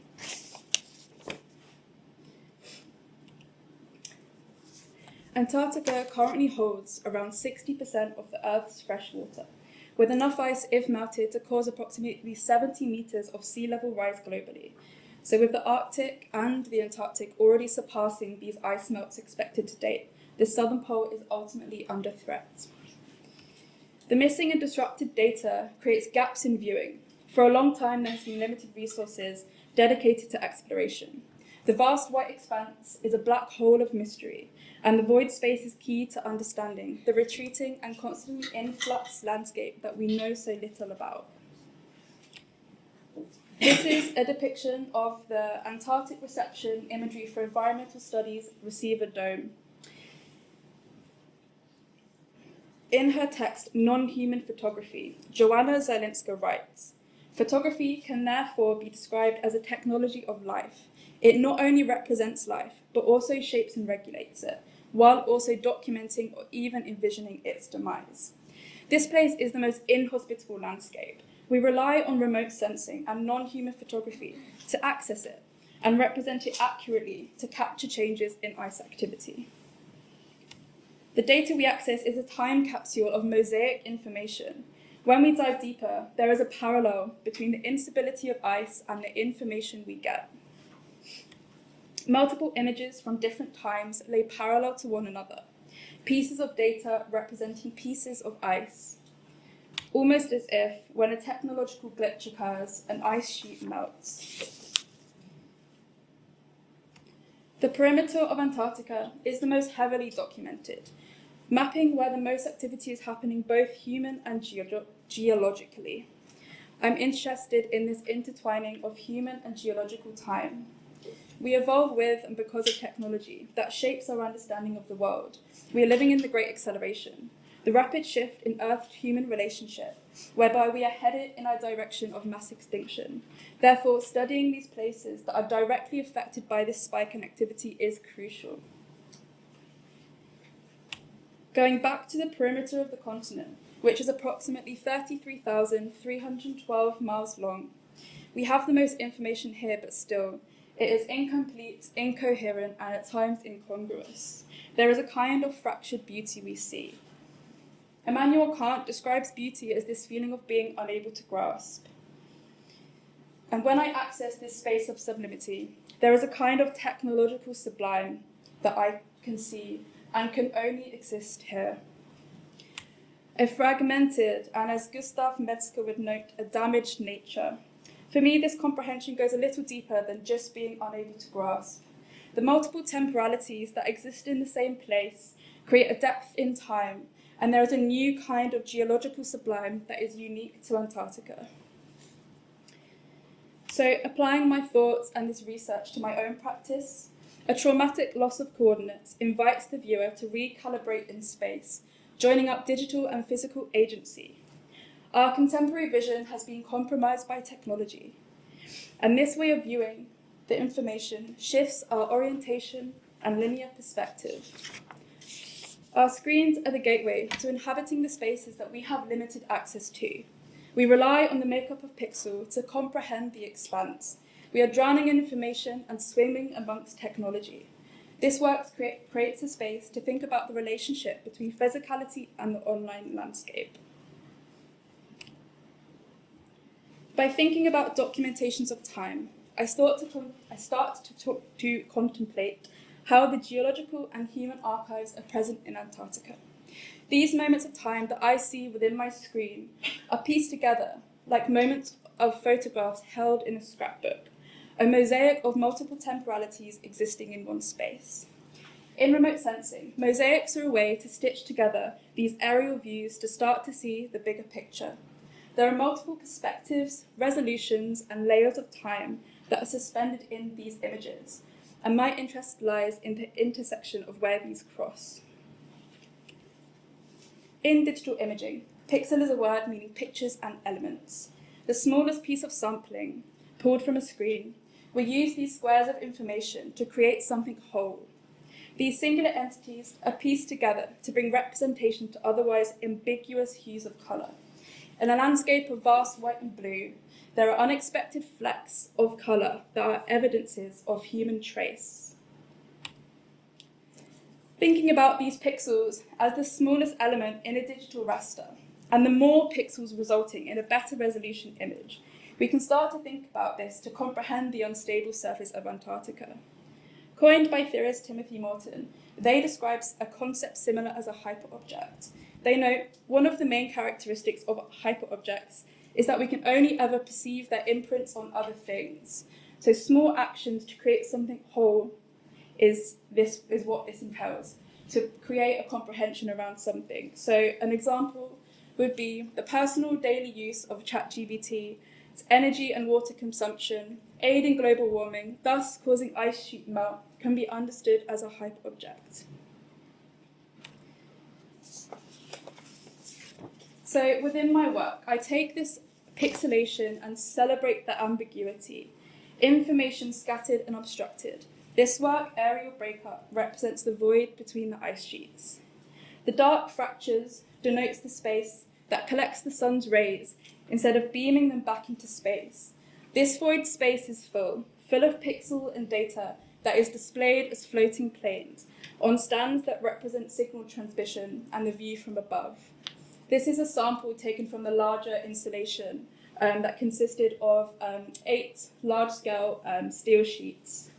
But here I wanted to represent them so you can see some more detail. Navigating this space can be disorientating. Scale and proximity are not clear. Multiple timelines and layers are shown in one plane and data splices. In Antarctica, I can imagine the horizon line stretches beyond belief and the near and far blurred. This can be said for the technological space too. I am confronted with the dimensions of my screen. My MacBook 13-inch Retina display is as far as my horizon reaches. When I enter the space, information overlaps. I see captured images from 1998, 2013, 2016, and all exist within one view. I am viewing a time-lapse of climate acceleration.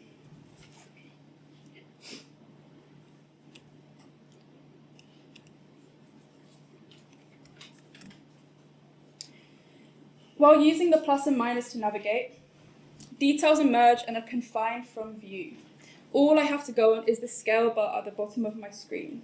As I zoom in, I see it change, getting smaller until I reach scales that I can comprehend in my own landscape.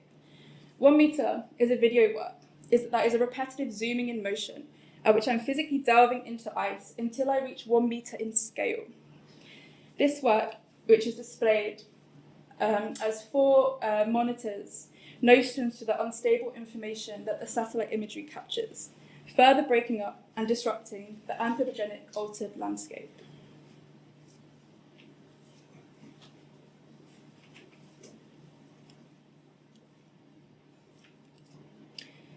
When navigating my cursor around this digital space, I experience a parallel between the imagery I'm seeing on my screen and the function of the web itself. We constantly note that when our screens fail to load, or when my cursor pauses during the dragging of an ice sheet, we say our screens froze. In my case, the screen does literally freeze, displaying the frozen static landscape of ice before me. There is a suspended navigation in the flow of ice. The screenshot is a purely digital capture. To take these otherworldly spaces, I capture the technical images from my screen using Ctrl-Alt-4. Ice as pixel held in a moment of time. This accumulation of zeros and ones contains the codes to digital space, and here they are containing the landscape that is retreating. Individual pieces of ice become their own codes contained in nature. Within the codes of nature and technology, I want to come back to these notions of human and geological time. In A Geology of Media, UC Pereca notes, humans leave their mark and the earth carries it forward as an archive. The strata of rock and ice left untouched have slowly been interfered with, melting and moving to the rhythm of catastrophe. Archives of time held locked away are slowly being revealed, like the layers of ecological time that are locked beneath the ice sheet. Uncertain Archive speaks to the deep time of the planet. It's an unreadable object book that points to this idea of future fossils of technology. Imagery printed on 3 layers of aluminium gives a suggestion of pages locked together like a book that isn't meant to be opened. Evoking ice-like qualities, the surface is like a reflection of an ice sheet glaring back at you in digital space. The Apple Map navigation cursor, featured alongside the fractured ice, nods to this process of capturing such images. It joins the dots of the human mark that is left behind in such a vulnerable and precious landscape. As satellites and artificial intelligence transforms environmental monitoring, artists face a critical question. How can we leverage these technologies to allow for new dialogues, visualization, and understanding? This technological evolution offers new forms of planetary insight while causing devastating destruction. It distances us and drives us further away from progression, a provoking thought into the current topics of environmental engaged art and research. This investigation is not over. Temporalities continue to be shaped by human activity, and the hum of destruction is constantly present. Technologies break up in time to the ice melting. Flow references these seemingly static ice sheets and contemplates the perpetual movement of geological time, time that was once slow, now only accelerating. Nature and technology are alive. To quote James Bridle's New Dark Age, Technology and the End of the Future, what is needed is not new technology, but new metaphors, a meta-language for describing the work that complex systems have wrought. Through my own work and research, I hope to unfold the codes to Antarctica and create new narrative opportunities around remote environments and formulate a language to discuss systems in collapse. To leave on a last note, viewing NASA's image pale blue dot and the icon of our own phone's navigation, ultimately, we ourselves are a pale blue dot moving around within our screens, trying to navigate our way through the anthropogenic age. Thank you.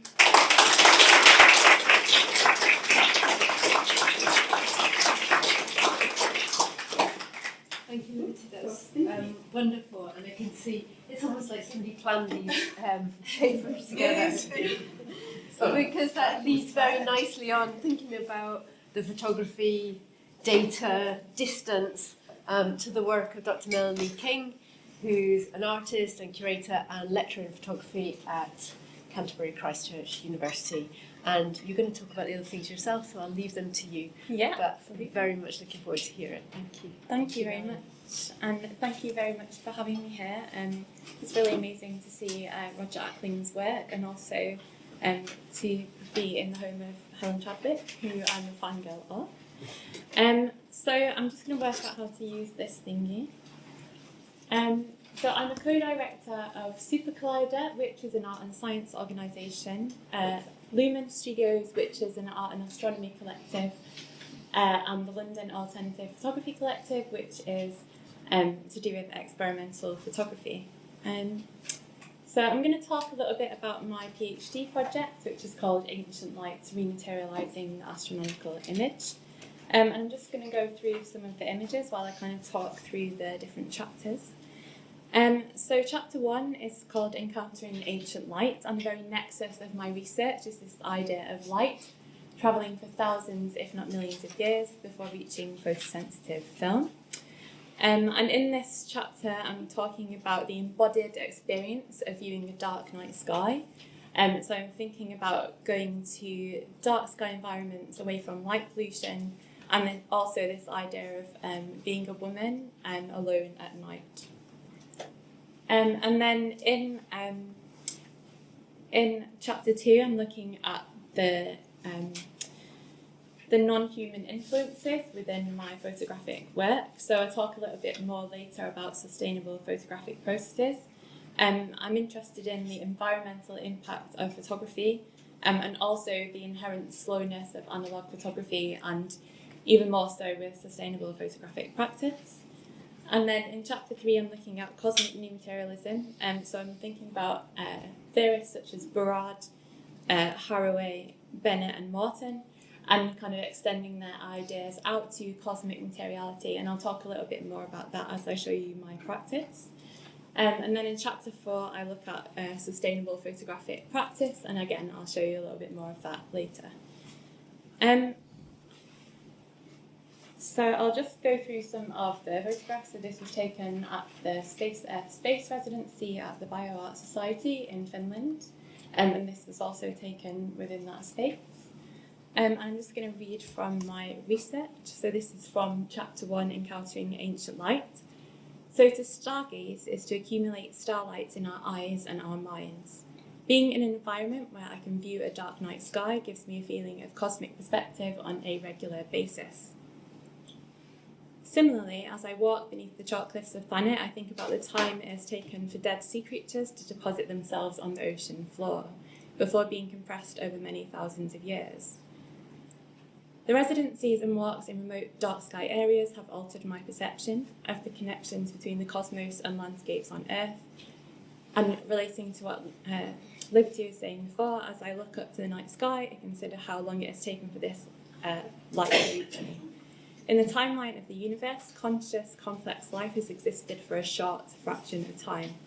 Currently, with ecological collapse on the horizon, it is increasingly important to think about how rare complex life is in this vast universe, which presently is hostile to living organisms. So I'm just going to show you a few of my projects that come out of this. So this is Lunar Portraits, which is a series of photographs that are taken under the night sky, particularly under a full moon. And in this project, I was asking people to sit very still for about 30 seconds, these analogue portraits, and they were able to gaze up at the moon for a long period of time.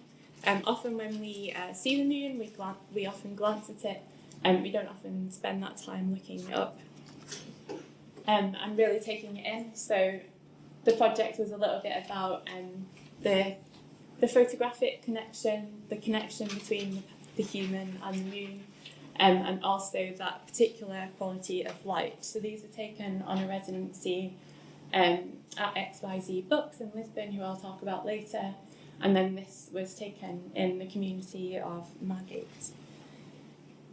I also talk a little bit about the darkroom milieu. So I'm thinking about how the darkroom has its own environment.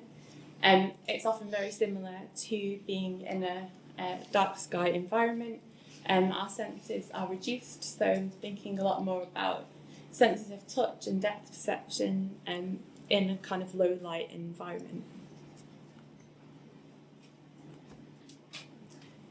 I'm going to show you a few pieces of historical research that influenced my PhD. So I was really interested in how astronomical photography has this agency to change our understanding of the universe.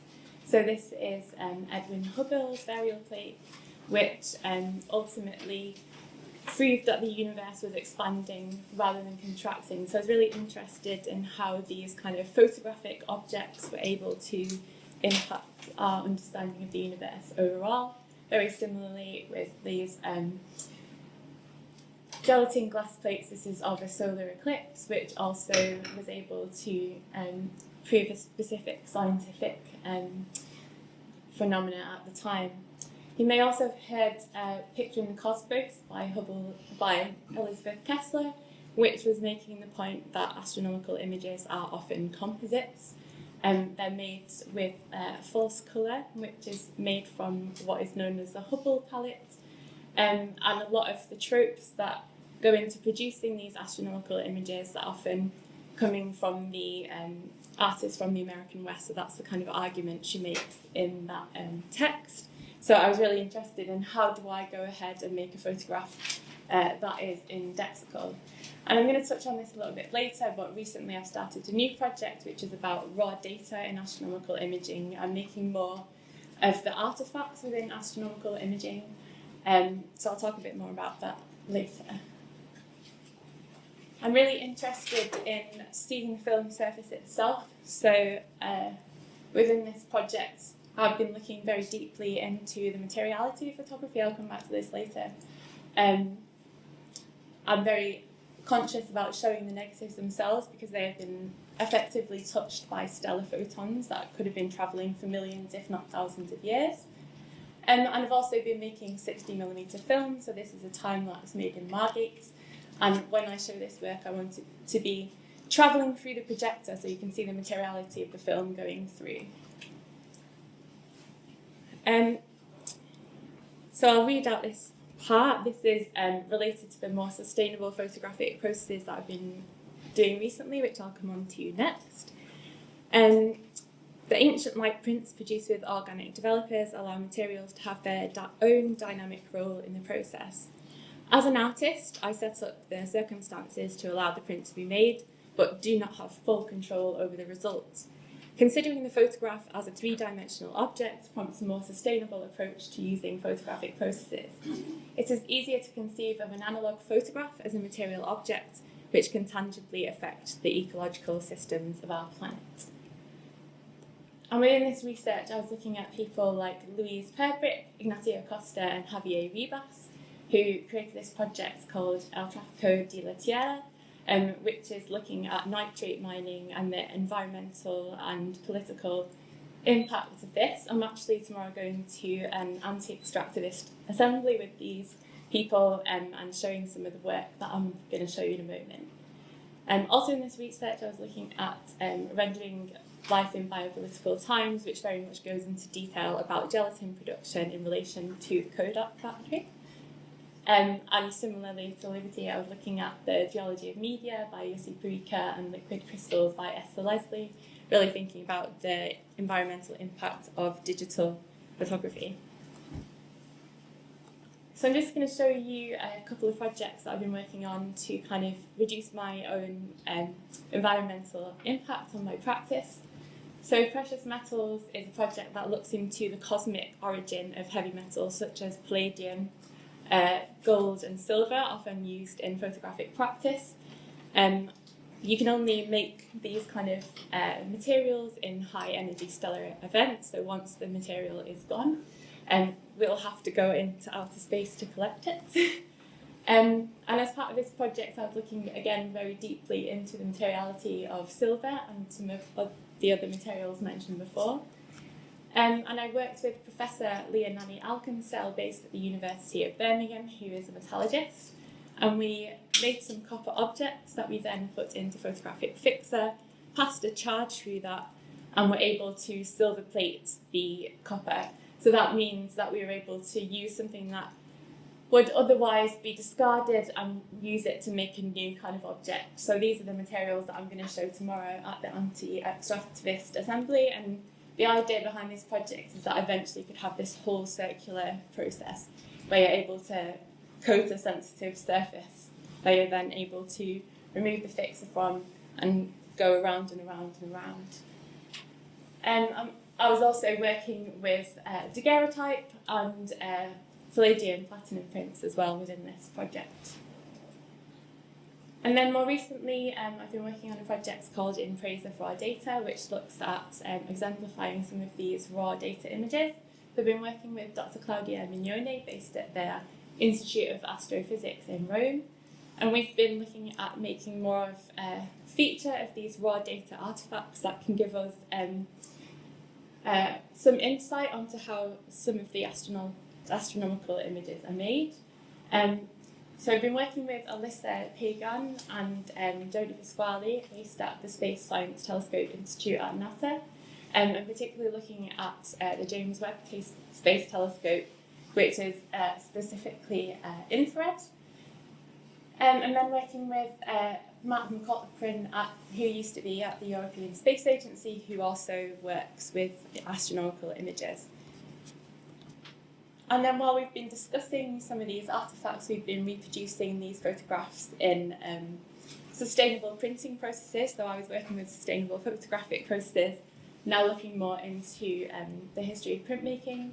This is a risograph of the Carina Nebula, so the 6 pointed stars there are an artifact of the James Webb Space Telescope and the amount of mirrors that are on the telescope itself. The image is produced with Sawyer inks, with a starch master and with recycled papers. And this is a collaboration between a botanical ink maker who made a lovely oak gall ink for this print. This is of the Tarantula Nebula. Using cotton-based papers that are made with grey waste, water waste, and also with more sustainable screen printing emulsions. And then this is the exhibition that recently happened as a result of this project. I've also got a photo book coming up based on my PhD, so it's got a introduction by myself, which kind of goes into more detail about my research. An essay by Professor Val Williams, who's based at University of the Arts London, and will also kind of document some of the processes that I've been working with over the past couple of years. And then more recently I got a bursary from Artist Network, so I've been developing a plant-based developer that specifically focuses on astrophotography. So this is my first photograph of the moon on an analogue film that has been developed using my own seaweed gin recipe. And as part of this research, I'm just trying to make new contributions to knowledge through my materials-based process. I've just gone up. I've done that as well. And then just to end, I also run a informal cosmic new materialisms reading group, so thinking about this idea of new materialism and extending these ideas out into the cosmos. The cosmos is very interesting materially. In my practice before, I've worked with meteorites, but I'm also thinking about some of those places we also can't access. I'm thinking about how it might rain diamonds on Saturn. So like drawing out some of those kind of material ideas, but extending them out into the cosmos. So this is just a selection of some of the books that we've been looking at. So of course, Karen Barad's Meeting Universe Halfway. They used to be a particle physicist, and now they're working as a philosopher and really interrogating what quantum science can change our understanding of the universe. Bodies of Water by Astrida Neimanis, who's thinking about water systems on Earth, but also things like ice on comets and on other planets. So yeah, if anybody wants to join, it's very informal and it's about engaging with these texts in a quite loose, kind of informal way and having discussions based on that. So thank you very much for listening to my kind of whistle-stop tour.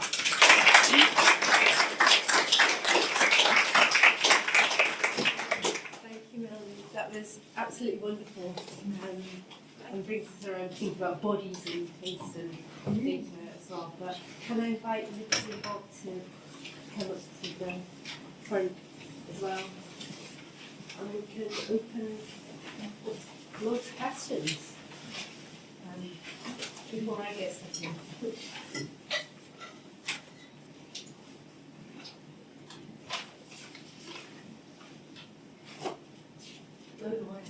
Yeah.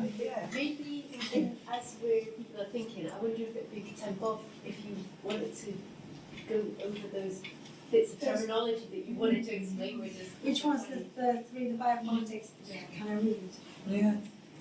Otherwise I'll get my words. Let's get back to the slide. We'll be fine.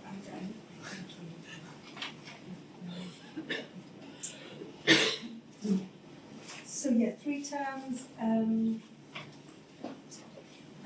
biopolitics, necropolitics and choreopolitics, all coming, sorry.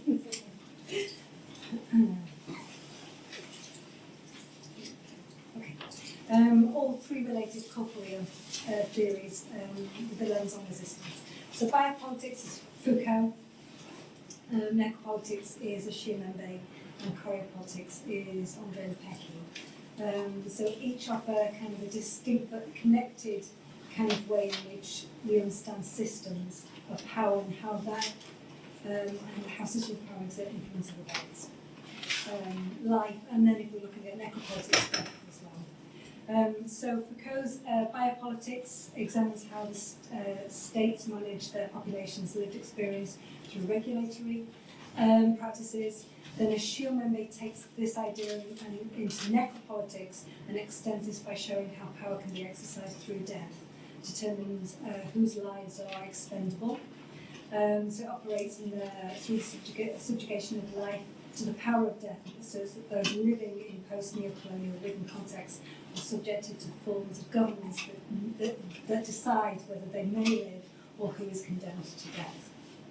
And then we have André Lepecki, who takes kind of the lead again from Foucault's biopolitics, who's interested in the way that the body's potential to resist or comply to systems of control through movement. He's a choreographer, so he introduces choreopolitics as a kind of a mode of resistance, policing of bodies, where dance for him, but it's kind of movement research, so it's an expanded dance context, becomes a political act that contests those regulated forms of movement, and therefore kind of he explores opening up possibilities for autonomy and freedom. So those are those three, and I think about them often. Thank you. I wonder if on that topic of bodies, it was actually something that came out quite pertinently, surprisingly perhaps, amongst all your papers. And Liberty, I was very interested in the way that you're actually using this data, but then you're making objects that a viewer has to actually encounter with their physical self. I wonder if you could say something about that. And then also Melanie, you touched on the idea of linking this idea of the dark sky environment and also being a woman out there, and this factor of gender we've not spoken much about today, so I wonder if you could say something about that. Yeah. Thank you. I don't know if you could say something. Yeah, of course. So yeah, kind of creating the data in like a physicality. So I'm very interested about like the engagement of sort of artistic practice and sort of science-led climate acceleration. So within my work, I definitely take the captured data that I encounter and output that through some video, sculptural and printed image, just to bring the physical into the environment. So with a traumatic loss of coordinates, I had the printed image juxtaposed with the screen. So you had the same image on the screen that you would have seen behind, and it was just touching upon that recalibration.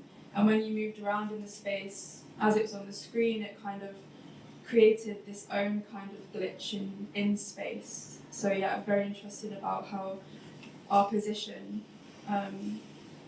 in the physical can create new narratives, I suppose. And I'm kind of thinking about being a woman in the astrophotography world, I think. Perhaps there's a reason why there's many astrophotographers that are male, and I think from my experience it was difficult to go out into a dark sky environment the first time I ever did it. I think I've always felt kind of primarily fearful. And I think that in itself may come from being a woman. Yeah, and I think also it might be a class thing for me as well. I've always lived in cities up until very recently.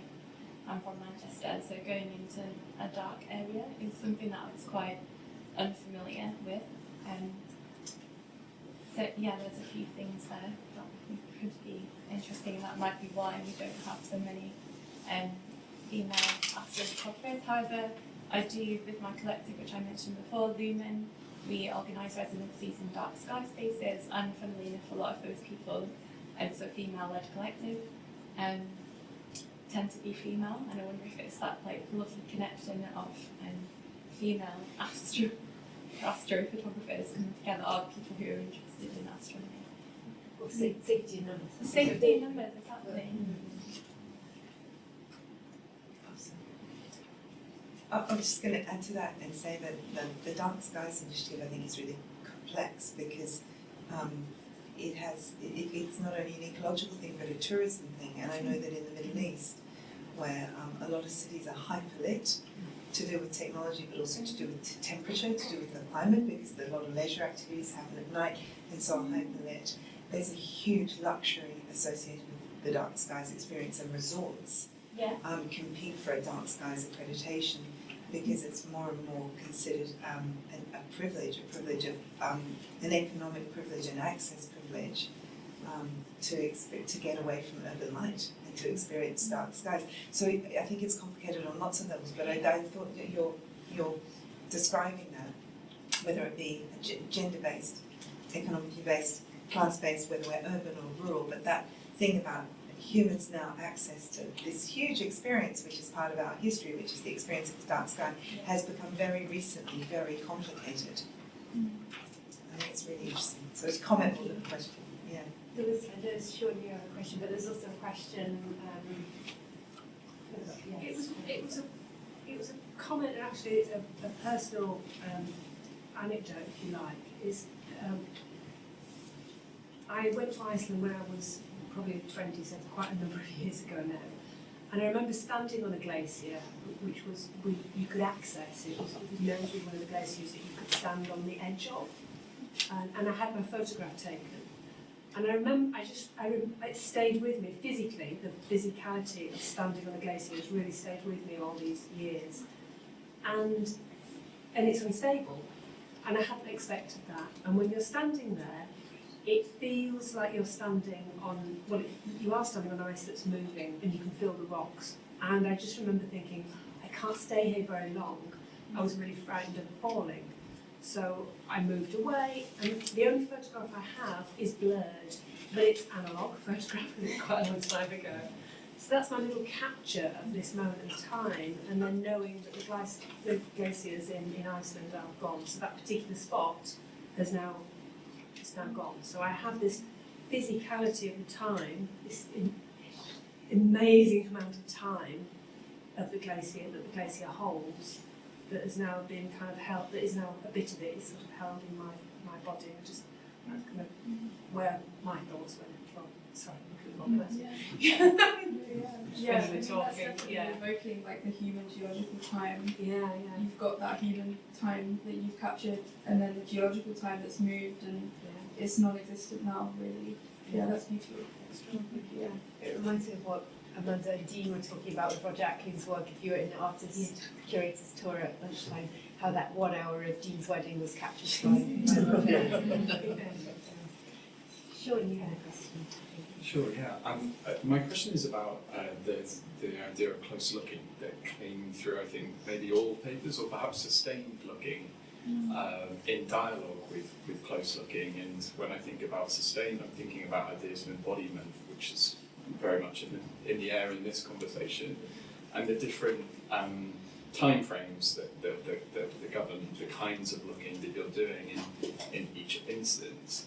I was thinking of John Latham's time bases and different scales of thought that he described. I don't know where the question is here, but I just wanted to put some of those ideas out there and see if we could complicate and bring together those ideas of close and sustained looking as they relate to the more human scale that is in dialogue with this cosmic vision. Yeah, of course. So I guess myself and Neri, I guess, look at an expanse of some kind. Myself is the expanse of Antarctica and then the expanse of the cosmos, but we're also having this kind of like this closeness in terms of like sort of how we view and capture, be that technological or analog. I think it goes back to that kind of looking rather than seeing, and creating that time through looking. That was my immediate thoughts. When you were talking about close looking, I was thinking about like materials that I'm working with and how I'm like zooming in on the silver itself, as if I don't think I mentioned some of the kind of silver nitrate photographs that I was taking through a microscope. So thinking again about those different levels of looking and how when you're looking through a telescope, you're often like zooming in on one tiny fragment of this absolutely vast universe. And for me, the idea of looking is sedimented with the idea of my eventual blindness. So it's a kind of a rehearsal. So looking for me is always a rehearsal. And I always, when I look, I think, and I'm talking about looking, not seeing. And when I look like I look at the stars. So I close my eyes to look at stars.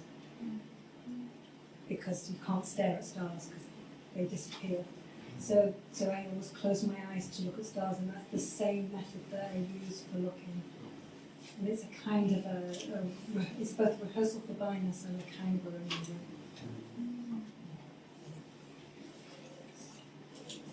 Yes.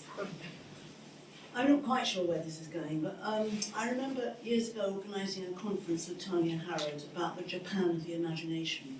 And we invited people who'd never been to Japan but were fascinated by it. And there is an element of the glacier of the imagination about what we've been thinking about, or the astronomy of the imagination. And I just wonder about the role of the imagination in relation to partly the scientific background we're thinking about, and if imagination is held back by that, or if we're so kind of swayed by data that we're not thinking, actually this is a realm of what kind of future are we imagining, and what status does that have?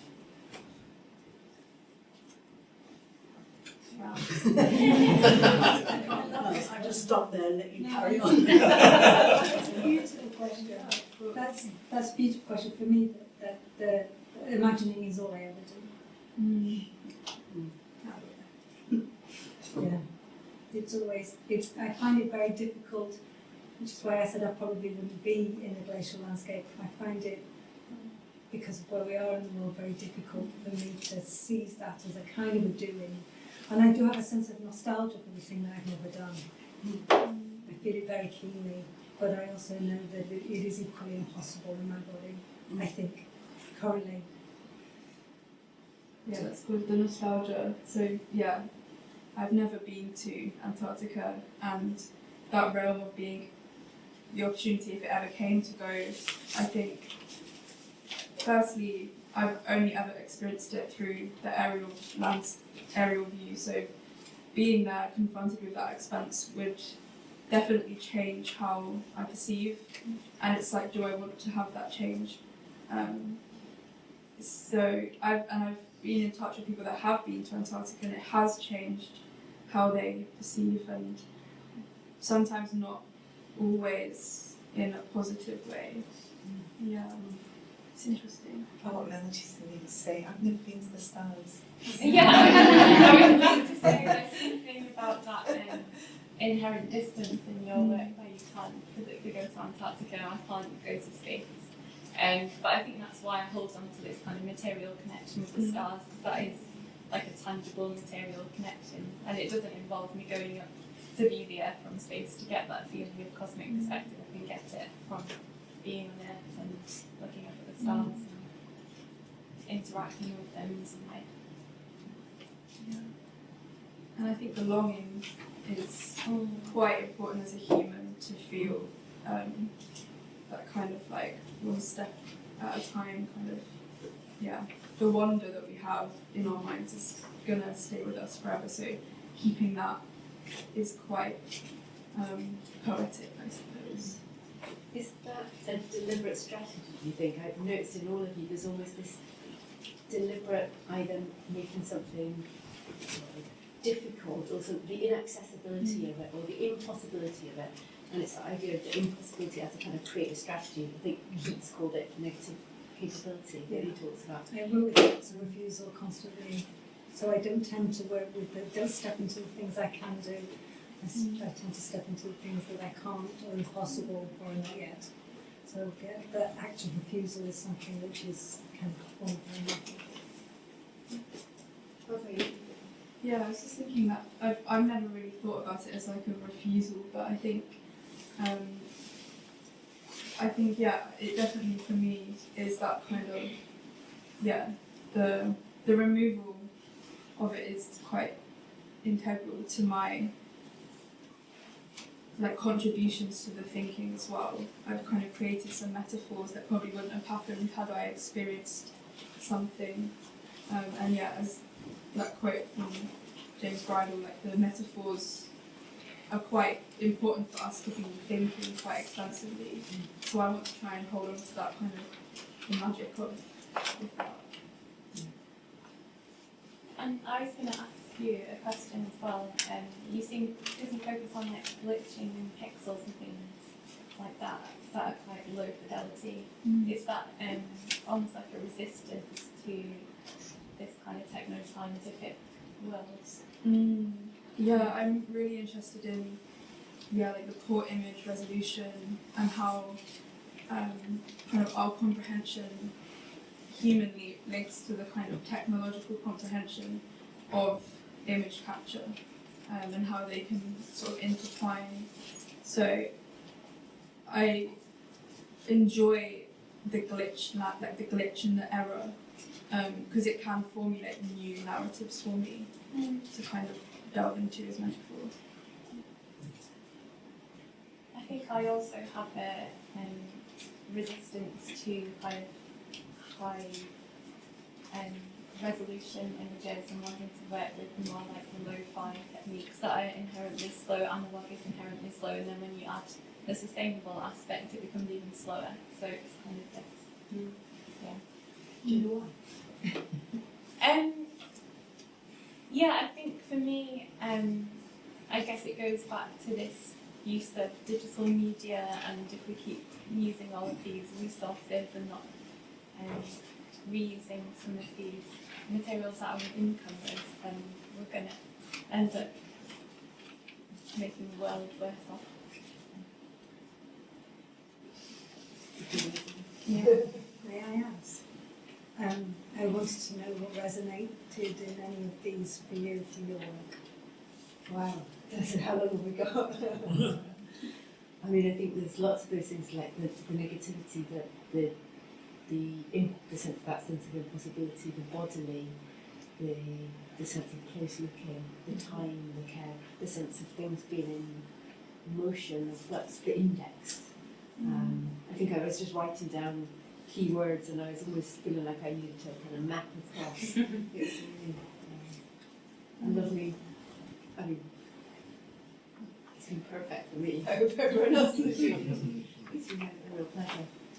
Are there any other questions from the floor before we go? But just to comment, in the sort of avoidance or the not being attracted to the very, very high resolution, the super digitally saturated, maybe I'm sort of showing my age in a bit of popular culture, but there seems an element of distrust.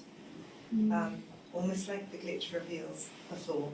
the unreliability, in the same way that the Hubble palette, there's this idea of erosion of our confidence in what we're being shown, which through its digital saturation is meant to imply, it is meant to provoke absolute trust or absolute wonder in a way. And so, yeah, it was a bit matrixy, your focus on the glitch. The thing that reveals the fallibility of the process. That otherwise, without that glitch, we would be taking these pictures of Antarctica as absolute infallible evidence. And so I thought that was interesting about, that's how I read what you were both saying about the glitch, that there's also an element of caution, an element of distrust, an element of, the low finding processes that you can control and you understand and kind of have a different level of confidence in them. I think, as humans, human error is sometimes where you kind of learn most, and obviously, I suppose that the technological error gives it that almost human kind of, it can fault like us almost. And going back to that sort of technological sublime, like the classical feeling of sublime is that beauty, the awe-inspiring, the perfect, let's say, and then my sublime is that technological element coming in. So for me, I'm more drawn to those errors and glitches. It's interesting. Sublime for me is also deeply traumatic. It's a moment of trauma which loops me back into this. I just want to say it's quite interesting. My interpretation is more about that sort of like the sublime, for example, like thinking about that sort of like liminality, for example, that liminal space, how we interpret, for example, like the past or the future actually, and also that creates sort of imaginal space for us. And I totally can understand, three of the words actually such correlated actually. So, really amazing, fascinating. Yeah, so that's a liminality actually, the way I interpret it. Great words. Yeah. Thank you. And I wondered about the steps between, and I don't mean to in any way diminish it, the steps between research and looking and thinking and imagining and stargazing and daydreaming. That these thoughts you have with your eyes open and shut at the same time. Your eyes are open but your mind is somewhere else. And that was really, they were brilliant. Thank you so much.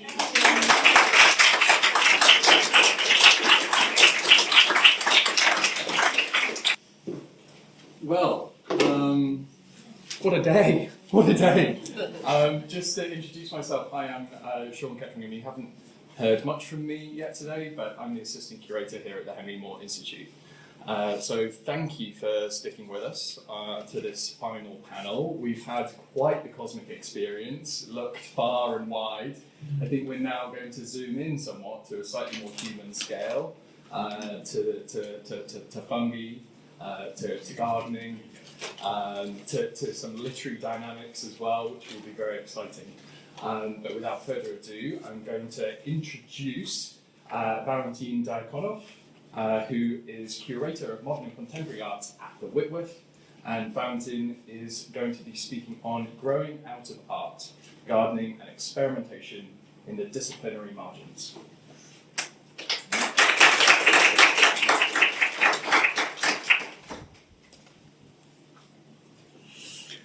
Thank you for the Henry Moore Institute for inviting me. Thank you for every one of you who stayed on as long as you did, except those who are presenting, of course.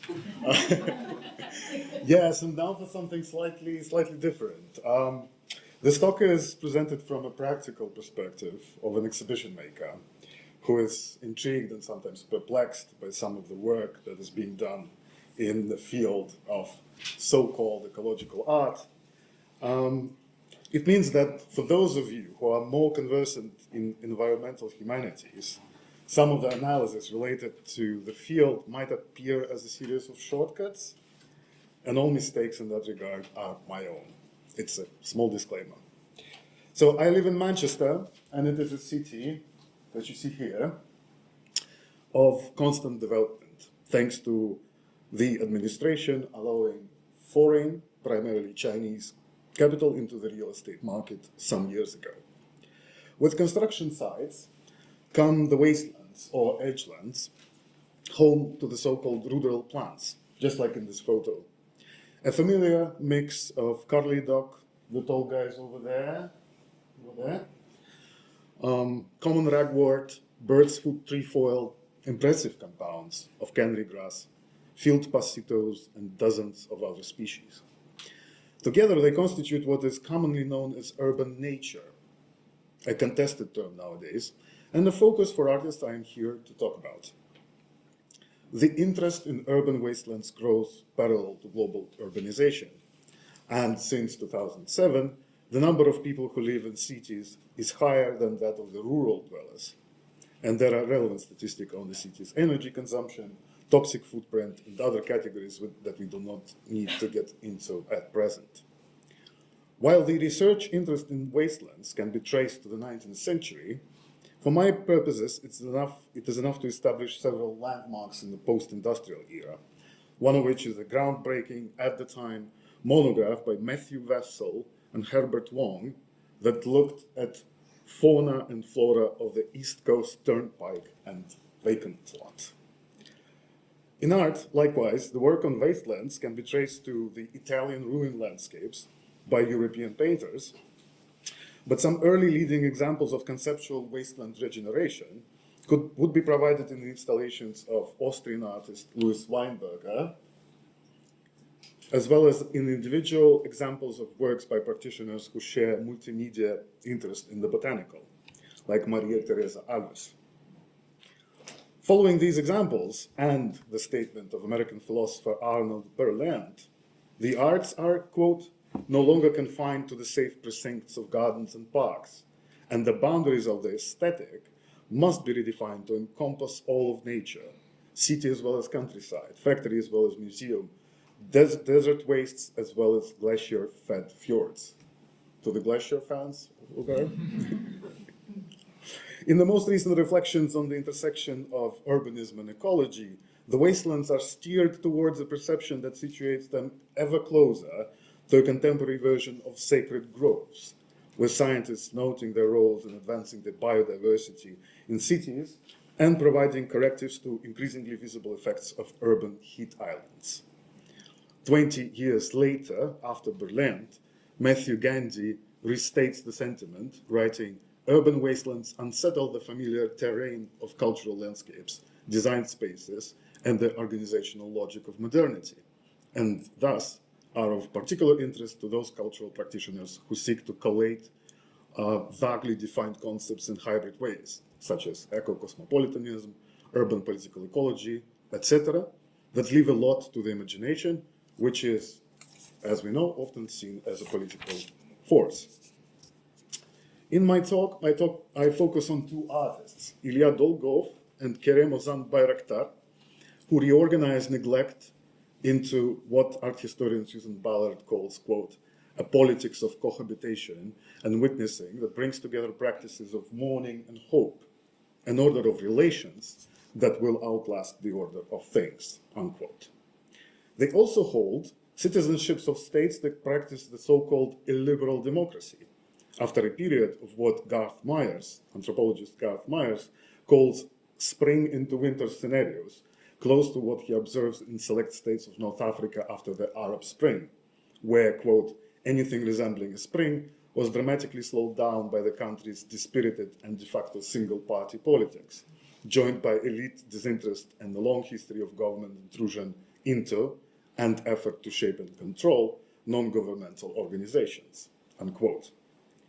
The political conditions that surround their practice make them stand out in the predominantly liberal, NATO-backed field of safety that is ecological art today, where artists who end up in thematic anthologies are either citizens of Euro-Atlantic nations or set themselves up on a path towards such citizenship. These conditions, however, should not encroach on the interpretation of their work, as it often happens as blanket freedom fighting or guerrilla tactics sharpened towards the future victory of democracy. On the contrary, their methods and outcomes constitute a valuable alternative to the hybrid concatenations and weedy ideological pathways that thinking on urban culture and ecological art tends sometimes to engage in. Their answers to pressing questions are based on their position in the global edgelands, or as Turkish urban ecologists Inal and Turhan put it, in the missing pieces of the global environmental humanities puzzle. The edge here is as much a geographic as a political one. It lies between first-order empires of Europe and the US and the former colonies of those empires, making the inhabitants adopt some automatisms in thinking that betray their formation as imperial intellectuals, who nevertheless come prepared to recognize and critique the destructive effects their respective administrations wield on populations and the environment.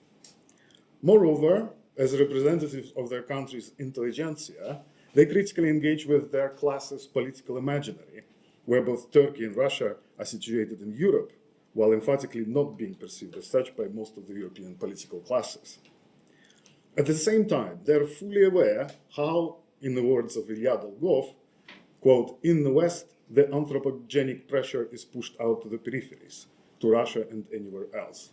And I think everybody who's very close today can attest to that. Bayraktar seconds that statement in that he's highly critical of the concepts and practices of preservation ecology and sustainability, noting that it is all well and good to sort out the trash, but, quote, Europe burns their plastics in Turkey, unquote.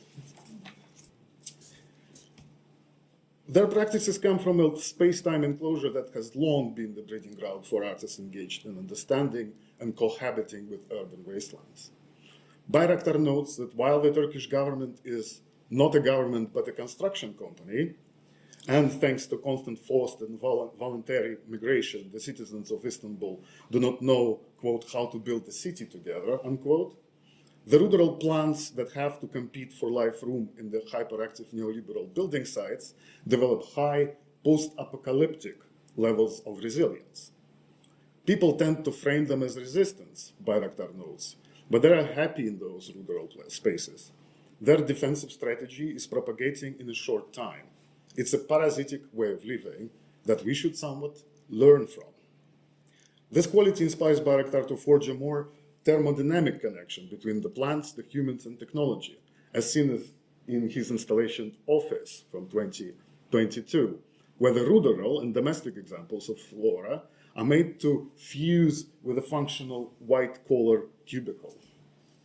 In a later work, Fountain for Pigeons, from 2024, yeah, this one, Bayraktar constructs a chaotic drinking environment for the city's rural fauna. The markedly anarchic character of the installation is a sign of Bayraktar's drift away from the human towards a flat way of looking at things, or flat ontology, if you will, where each thing, whatever its origin, is, quote, an object relating to other objects through antennas, communication devices, eyes, bodies. Therefore, the fountain does not have to assume a hierarchical order of symbolism that is generally present in architectural constructions of this type. It looks random and scattered because it is not calibrated for the human perception of the picturesque. Dolgov's work over the last decade has evolved from a passionate but remote position of a natural scientist of the techno-ecological to a more thermodynamic role, to use Bayraktar's term. In Azoic, from 2013, Dolgov traces the energy and resource transformations along the cultural, natural, and technological fields. The theoretical basis for Azoic is provided by the actor network theory of Bruno Latour, Annemarie Moll, and Britain's own John Law, while the existential underpinnings of his method are formed by an ambivalent material chaos of his post-socialist upbringing in the South Russian city of Voronezh. He remembers the cityscape where a rocket engine factory hovers above a private sector district and the industrial contamination is distributed in many nooks, crannies, and vacuums brought on by the switch from planned economy to a market one. We lived hybridity, Dolgov notes. We didn't have to invent it. At a certain point, Dolgov implements a qualitative switch in his practice. Since 2017, he understands that to work with relations, one has to be a relation, not just recorded.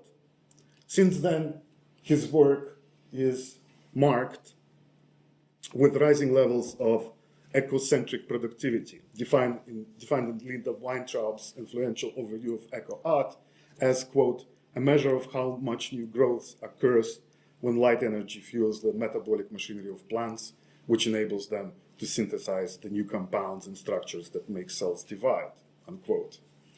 In projects such as Flaming Archipelago from 2019 and Sciaponics from 2021, Dolgov arranges a meeting of botanic gardening efforts with the urban environments that are cultural only as far as the art infrastructure can allow for his experiments. In the last few years, before the Russian invasion of Ukraine, an event that sent us both away from the country, Dolgov developed a Sciaponic lab in a former factory in St. Petersburg, and his practice consisted in hydroponic gardening of ruderal flora and conversations with guests who were interested in this uneventful happening. Bayraktar's interest in the post-apocalyptic resilience of edgeland sites and Dolgov's embrace of material chaos fit squarely in the wasteland ecology and art's origin story. It is no coincidence that one of the first large-scale investigations into ruderal plant life was conducted by German biologist Herbert Sukop on the ruins of post-war Berlin. Louis Weinberger's practice is informed similarly by the failures of urban space in liberated Austria, while Maria Teresa Alves' project was conducted in Shanghai, the city that evolves along way more accelerationist lines than even Istanbul. All these examples constitute an important strand in today's eco-conscious direction, in that they do not distinguish between wilderness and the city, instructing the receiver of the work, and I use the term receiver instead of viewer or audience to underline the importance of dissemination of experience, to learn from neighboring plants and not from imaginary projections of purity onto endangered landscapes or luscious tableau of urban gardening, both of which, it should be noted, have their distinguished place in theory and practice as well as being instrumental in elevating social action. Through this, Weinberger, Alves, Bayraktar, and Dolgov and other ecocentrists overcome the important divide between city and country, stated in Raymond Williams' classic monograph Through the Juxtaposition of the City as the site of the future, however magnificent or apocalyptic, and the country as a backwards hinterland for the urbanized metropolises. Their methods require an erasure of ideological distinction between the future and the past, as the lines they draw on the urban fabric are much more botanical, that is cyclical, by need, not concept, than cultural. Precisely this ethos sways the aforementioned artists away from the art as a system of requirements and affects that needs the notion of the new, historical, and their variation, revolutionary, rediscovered, so on, for it to function properly.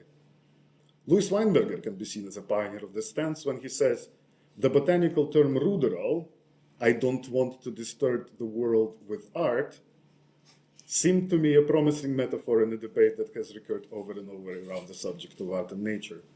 As Ilya Dolgov noted in 2017, quote, art is a tired system, unquote. Thank you.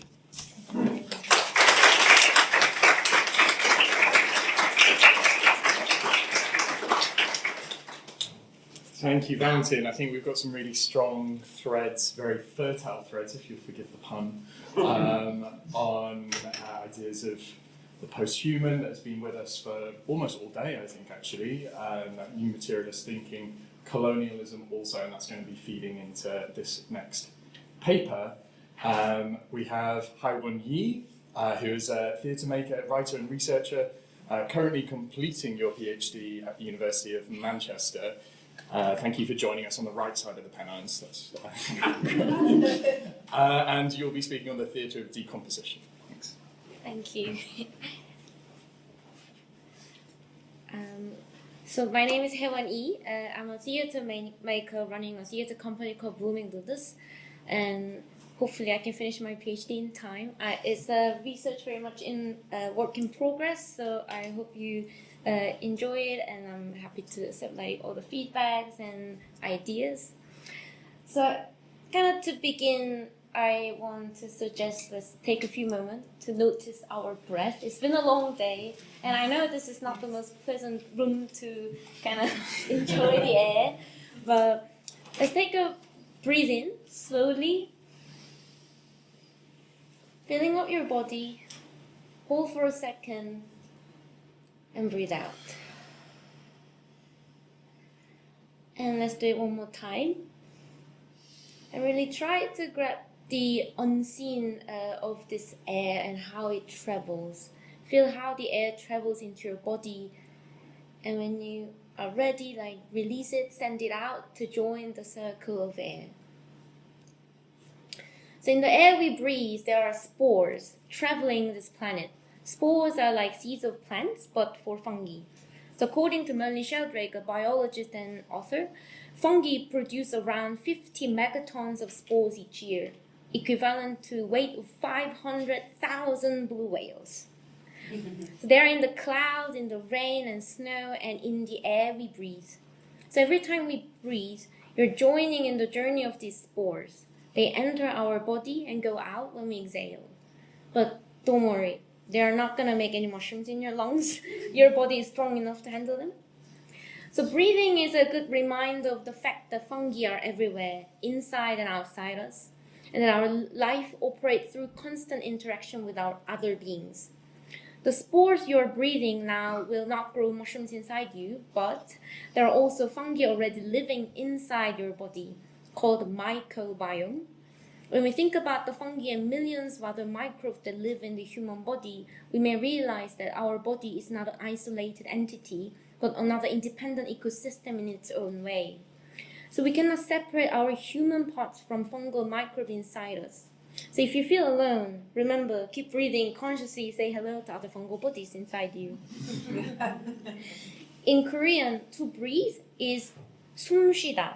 So 숨 is breath, and the verb for its action is 쉬다, which you can see there. But 쉬다 also has some other meanings. So first is to rest, like take rest. And second is to describe when the food went bad or spoiled, like the image there. Which means, that means like fungi are eating your food instead of you. So that's spoiled. So shiki is one of 3 main principles of theater of decomposition, which is my current research project.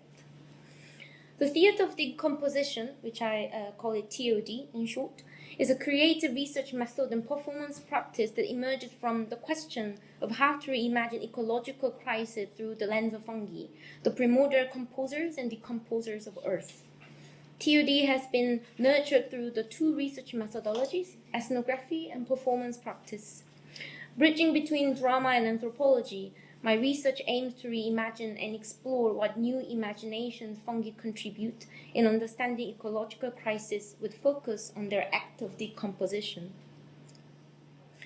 Quoting Andris Nairmagnasson, the issue of climate change is just white noise for most people. The scale and magnitude are so huge and vast that it's hard to recognize it. This is especially the case for people in urbanized, capitalized societies in the global north, where we are now, where immediate change feels like just strange weather, not realizing how much they are actually contributing to the acceleration of the climate emergency. So as a theater maker, I've been creating theater projects with my company, Blooming Lotus. Our motto is where planet comes to play. To communicate the urgency of climate crisis and share diverse voices for the sustainable future since 2015. The central question I have been trying to answer through my work is, how can art help people to better perceive this white noise? How can we untangle and entangle ourselves in the complex interwoven web of ecosystems and find ourselves in each other's survival? So to think through it, for instance, why should it matter to us if a patch of forest far across the Atlantic is destroyed? How cordially can we or need we mourn if a species of tiny lichen vanishes there? These are images of previous performances and projects of Blooming Lotus. So, In the first scene of my performance, Even the Hardest Undo, I ask, imagine you have to find a tiny creature less than 2 millimeters in size in a forest covering around 10,000 acres. How are you gonna do that? From where will you start? But first, why do we find them? So this image shows frosted glass whiskers. These white guys in the middle, not the black guys. They are a tiny lichen, smaller than 2 millimeters, which I've been chasing throughout my year-long fieldwork. So they are like this small, actually. Even the Hardest Undo was premiered in Manchester on the 9th of April as a live performance presentation of my research on theatre of decomposition. The performance intertwines the story of the land Mi'kma'ki, citizen scientists, fungi, and lichens, from a mushroom that carried the sacred fire of the Mi'kmaq, indigenous people, to the tiny lichen shielding old-growth forests from deforestation. It blends poetry, storytelling, improvised movements, object theatre, and puppetry with interviews and film footages from the fieldwork. The Mi'kma'ki is the unceded land of the Mi'kmaq indigenous peoples in maritime North America, where you can see. And the fieldwork for this research is mainly conducted in southwest of Nova Scotia, Canada, where frosted glass whiskers live. The scientific name is Sclerophora perenella. They are normally found inside the rotting hardwood trees like yellow birch or red maple, and they are an indicator species of old-growth forest as they need an old and undisturbed forest. So in March 2024, when logging was imminent in southwest Nova Scotia, a group of citizen scientists and local citizens set up a research and education camp to monitor the biodiversity in the proposed Goldsmiths Lake Wilderness area. Citizens camped overnight in turns to watch the logging company's operation, while the citizen scientists went out for surveys. They named it Lichen Camp because the main species at risk they were finding in the area was frosted glass whiskers, which you saw in the photo. So in Nova Scotia, when you report the at-risk lichen species, not only lichen species, but some at-risk species, they place a 100 or 200 meter buffer around it to protect the area from logging. Citizen scientists are people voluntarily contributing to scientific research, mostly without formal scientific education or training. They find and identify these species, document, collect the sample, and report it to the Department of Natural Resources. It requires a skilled vision and ecological literacy to discern and comprehend the interspecies connections. But above all, patience. There's no other way but to walk around the forest and investigate tree by tree. This is a process of attunement. Wayne Wu describes attunement as an active orientation of mind, a pressure to attend. Citizen scientists prepare themselves to attend to the fungal world, to spot and respond to particular species they are looking for. The practical aim of citizen science action is to find at-risk species lichens to demonstrate the biodiversity value of the forest. But what we can achieve here through attending to the fungal world is to become a body in the forest. This concept of a body in the forest is from the interview with the interlocutor Nina. She's a citizen scientist and the most dedicated camper at Lichen Camp. When I asked her what she wants to share through her work as a citizen scientist, she mentioned, quote, partly to communicate what it's like to be a whole person, a body in the forest, a person in the forest, not just a mind looking, not just an eye, but to know that these mushrooms that are consuming these trees will consume my body. I too am going to be part of this cycle and kind of be aware of your physical participation in the world, end quote. A body in the forest as a state actively acknowledging our bodily senses and physical participation in the cycle of composition and decomposition of the world through the relationship with other species. The purpose of TOD is to guide the performing body to find its integrated perspective of being a body in the forest. It encourages the performer to actively notice the land relationships and reverse the idea of producing the performance to decomposition. Although the practice was born on the land of Mi'kma'ki, It ultimately aims to facilitate more people to access to the collective knowledge weaved through relationships between humans, fungi, and lichens of their land. So at the same time, I want the artist and audience experiencing TOD to acknowledge how we are connected through the fungal world, beyond time, and our personal history. So whether consciously or not, these citizen scientist approach resonate with the following Mi'kmaq philosophy, which become the key foundation of TOD. First is Mtinogma, which means all my relations, highlighting our connection to the land and all beings on it crossing the history.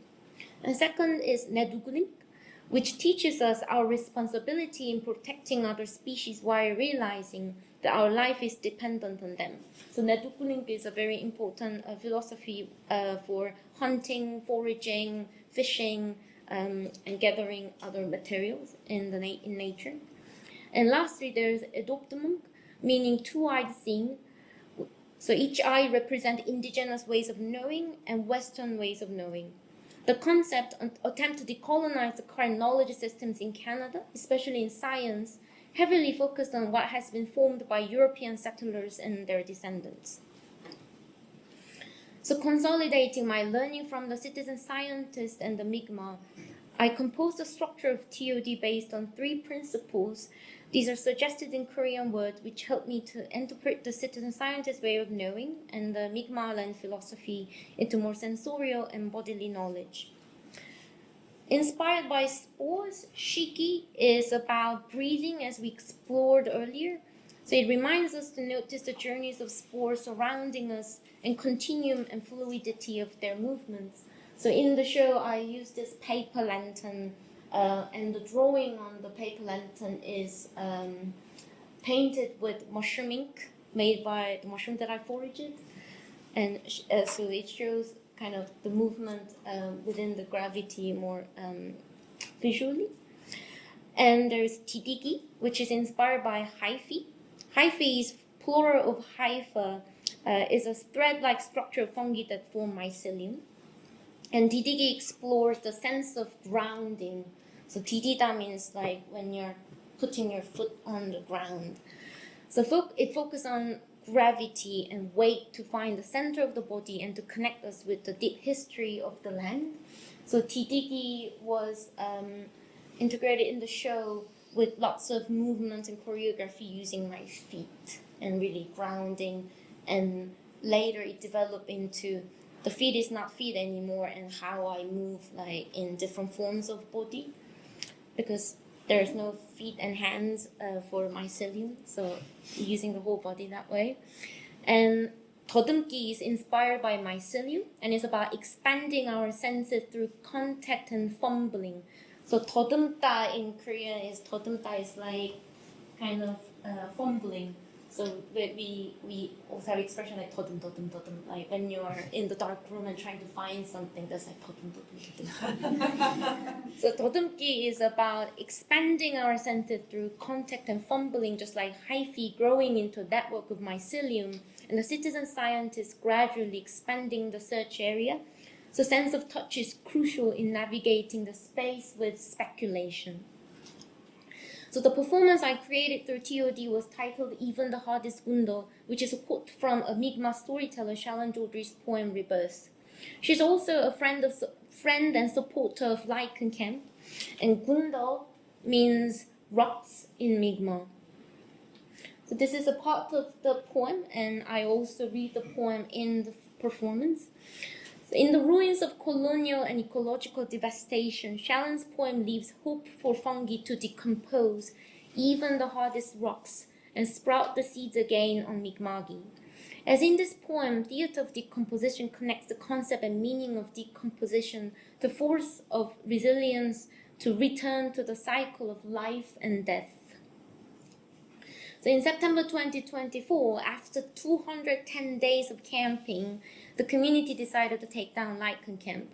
The citizen scientists reported 77 species at risk and 18 more old-growth forest stand during those 210 days. Imagine you found 77 species of these tiny lichens in that forest.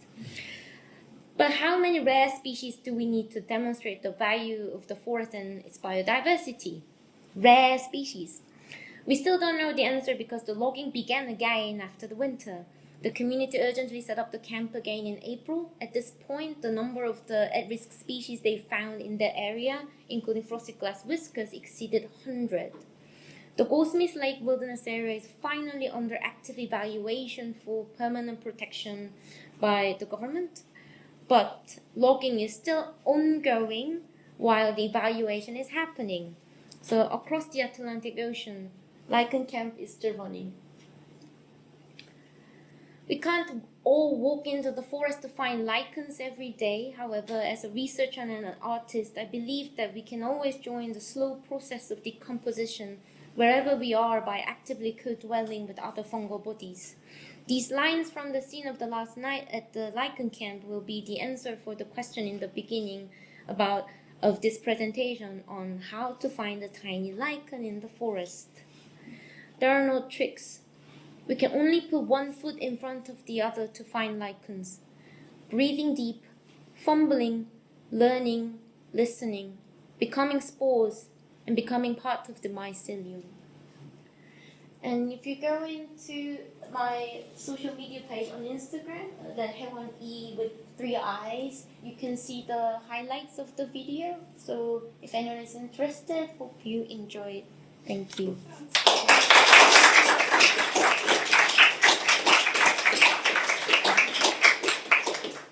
Thank you, Haeweon. Great. Our final paper of the day. It will be carrying forward lots of these sort of botanical, climatological interests, or maybe not, who knows. But it will be coming from Morven Gregor, the Curator of Contemporary Learning at Mount Stuart Trust on the Isle of Bute. Thank you for making the journey. And you'll be speaking on I Miss the Days When the Weather Was a Literary Device, Abbas Akhavan's Snapdragon.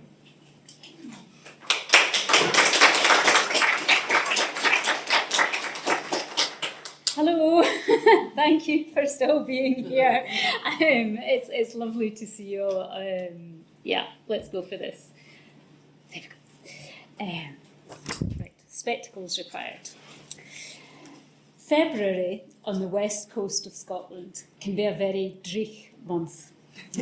February 2022 was wet and windy with occasional snow flurries.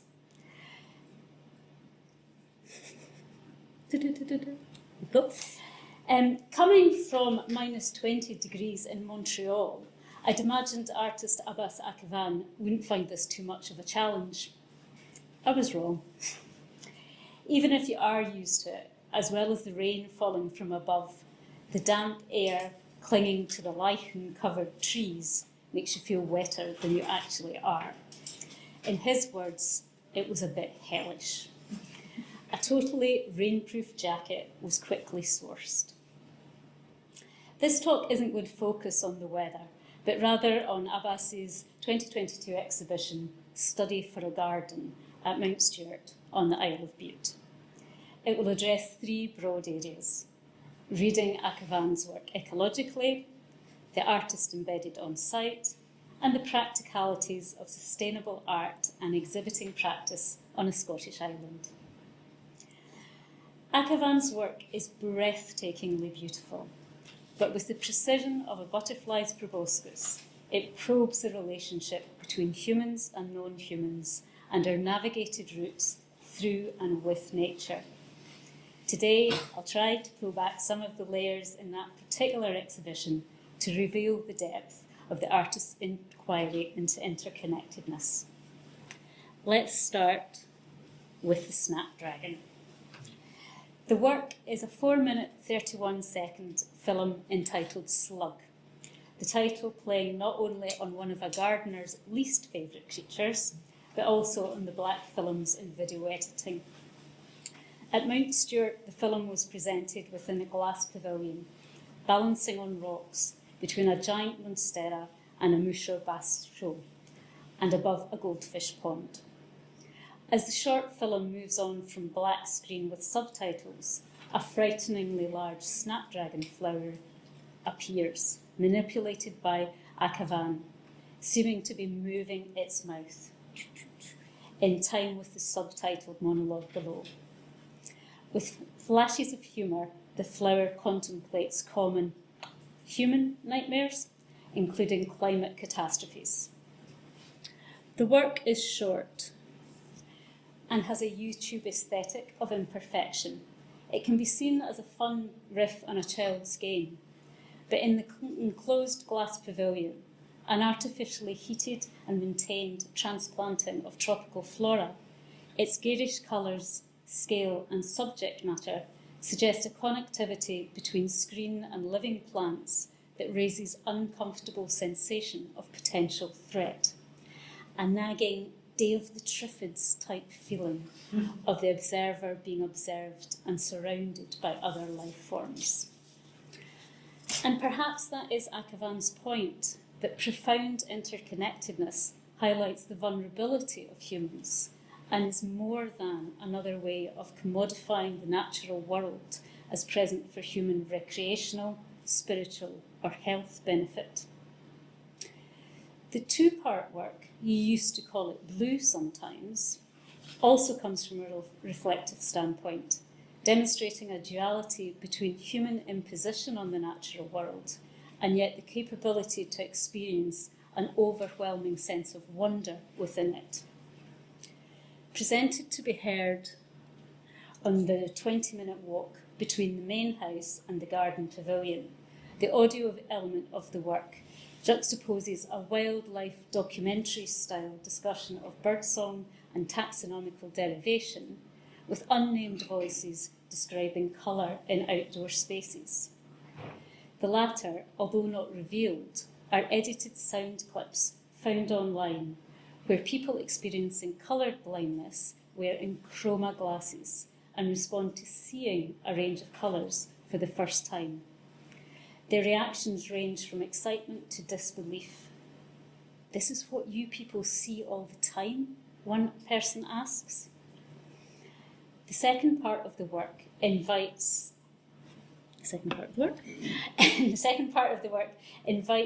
the viewer to experience colour differently, having added dichroic film to two sides of the octagonal glass pavilion. What may have become familiar becomes strange. The viewer is enabled to see plants inside and outside and themselves bathed in colour and thereby afresh. This refocusing of attention is part of Akhavan's ecological approach. To care, we need to notice, to consider. This close looking and desire for empathy enabled him to arguably create the most memorable work of the exhibition, Variations on a Folly. Constructed within the sandstone vaulted and terracotta tiled crypt, the 12-metre-long sculpture simultaneously celebrated and interrogated the traditional garden folly. I'm sure you're all familiar with those architectural fantasies, such as temples, ruins, etc., constructed to be admired rather than used. And yes, Mount Stuart does have one. It in itself having, so the big house is Mount Stuart and the wee picture is the folly. And it itself was restored at least once into its ruined state. Abbas's folly was arguably even more daring enterprise, to recreate a section of one of the streams running through Mount Stuart's garden. His decision to make this work came through Abbas being rooted at Mount Stuart. Over the course of 3 months, living on site and walking all times of the day and night, as well as in all weather, brought him a deep connection to place. His practice reflecting anthropologist Tim Ingold's observation, it is a mistake to equate dwelling with rest or stasis. Being at home in the world entails action and perception, and to act and to perceive, one must move about. Having travelled extensively and had numerous residencies across the world, Abbas is confident in his practice of dwelling, but has noted the real challenge is to stay porous and not to fall back on old ideas. Learning that the sloping rockery facing the main entrance to Mount Stuart, was once a flat field, arguably another created folly, Abbas focused his attention on the stream specifically engineered to flow there. The resulting sculpture was an accurate recreation of a section of that stream, including flowing water, living plants, and visible construction and mechanism. The astonishing beauty of the work, as so often, belied its labour. The process involved in creating variations on a folly involved many people and hands-on work. Fabrication materials were, as far as possible, sourced on island, including collecting clay from the local quarry and selecting stones from the shoreline. Moss, ferns, dandelions and clover were carefully gathered from around the grounds and temporarily relocated to the sculpture. A few of us even learned earth ramming. Over the months of being at Mount Stuart, Abbas built relationships which sustained the creation of the work. He noted, on site, one develops relationships, and those influence the experience and potentially the work. It's part of being there, being witness. And while working so publicly potentially exposes the artist, the connections built become connections not only to the artist, but to the work itself. In the poem Akhavan commissioned for the exhibition publication, poet Jerry Luce wrote, "All things flowing upwards." These words provide a neat starting point for some brief reflections on the challenges of adopting sustainable practices in creating an exhibition of new work. Not shipping work internationally significantly reduces the carbon footprint of any exhibition, something Abbas aims to do wherever he is working. In the case of making new site-specific work, this requires mutual trust and the gift of time. Enough time to get wet, to get lost, and then to reach and finally realise the idea. He has reflected that in shipping work, there is less of an encounter with people and place. In contrast, an on-site work grows mycelium-like connections, and inevitably, however, is less predictable. And there are more practical problems. Getting water to run naturally on the surface of a sculpture, while on the underside mechanically moving it through tanks and pipes to maintain a flow. Anticipating in March which plants will be happy to be transplanted into the sculpture several weeks later and maintaining them throughout the exhibition run. And ultimately, at the end of the exhibition, when each element is deconstructed, planning for how it will either be returned to its place of origin or reused. I was delighted when the gardener who cares for the rock garden asked if he could hold back some of the larger sandstone rocks from being returned to the shoreline, as he always needs spares to repair the course of the original stream, the folly returning to the garden with a purpose.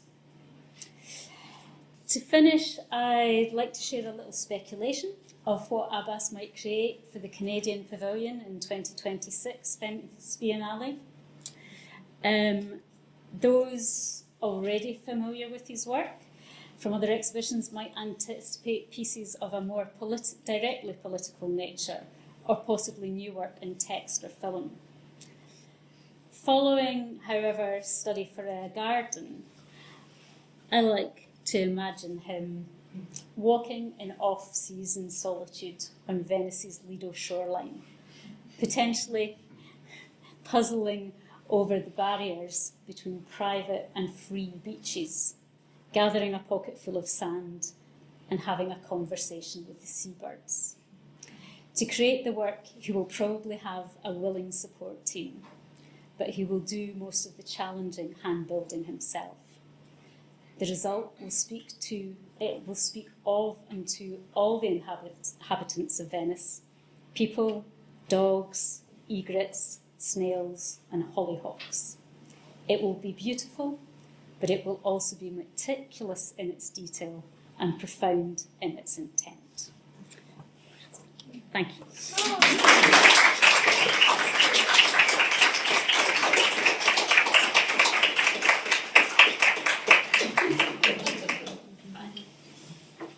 Amazing. Thank you, all three of you, for those incredible papers. I feel rejuvenated by all this life, this breath. Really beautiful, but also challenged in lots of different ways, and I hope we can unpack some of those challenges. I do have just one quick question right away for you, Morven, if that's all right. Sure. I wondered if you could just speak to the last question that hopefully generating in the room. I wondered if you could speak to the heritage context of Mount Stuart and of Akhavan's work in that setting, and the political dimensions that you mentioned. Yeah, sure. So, Mount Stuart, on the island of Bute, it's a historic house. The image you saw is of the Victorian era second house on site. It became a trust in 1985, but before then had been the ancestral home of the Bute family, whose collection it still houses, although the trust runs the building. And I'm delighted to say the contemporary visual art programme there. The programme started in 2001, and every year we invite a contemporary artist or two to respond to the context of the house, but also material in the archive, the grounds, the gardens, and we commission an exhibition. And we're quite relaxed really about how they interpret that brief. In fact, we're fascinated. One of the reasons for having an artist respond to the house is to help us see it anew and to help us rethink what is presented. So Abbas was a very attractive invitation to make because of his work with the natural world. Particularly one of those small pieces that I showed at the end of the bronze casts of the flora from the Kurdish marshes which were drained. A really powerful work. So yeah, knowing that we had grounds and gardens and all the rest of it, it seemed like a natural fit. In terms of the gentle probing and problematising the idea of a folly and isn't it all folly really? Isn't human endeavour a little bit of a folly in another sense all of the time? We're really interested in having those conversations. I don't know if that answers. That's brilliant. Thank you so much. Any questions in the room? I was really struck listening to the three presentations by a kind of sense of optimism, good humour and optimism, and that maybe that's something to do with the personalities of the speakers. But given today so much of what has been discussed has been haunted by this kind of sense of crisis, I wondered if you could say something about the quality of optimism and how that can play into what you're doing. If I start, I think I brought lots of joy, the sense of joy and care from actual citizen scientists keeping the camp. And as I said, I ended the presentation with what's happening at the moment. It's really an ongoing process, and it's not their first camp even. They already did this kind of moose blockade of the logging road to keep the moose habitat already, and this has been happening with this community for quite a while. But still, they are really trying to make this space joyful, and they're not really even using the term protest camp because that will make people really step back from joining the movement. So they named it really smartly Lichen Camp. So they're focusing on education and research, and we're gonna just really enjoy this exploration. And they get very devastated by what government is doing and this logging company, but still this process is very welcoming, warm, and they are really building community inside it. And my personal aspect on optimism and hope maybe is, so I started my Theatre company 10 years ago, and that time we didn't really use the term climate crisis, but there was just climate change. And there it was like Harrison like time, and I started the company because I didn't know enough about what's happening with our planet. So just to really learn myself, that happened. And actually it's been very devastating. It's been very sad looking at so many hope just crushes and what's going on with political climate at the moment. And I've been asking and talking about hope, and my research title is even like foraging resilience. But at the same time, I find I ask myself like, what do I think about hope? And I think, really being honest, I don't do it because I feel like I have hope. I just do it because I have to do it. And sometimes it's really sad, but I now have no choice, and everything matters at the moment. And as my theatre company say, where the planet comes to play, I just want to make this journey playful, because we will never see the result of what we're doing now. But this needs to be fun for everyone to invite to the side of the planet. So yeah, that's my perspective. Yeah, I mean, I think, we were talking about hope earlier, and you know, the last one left in Pandora's box, and let's not lose it.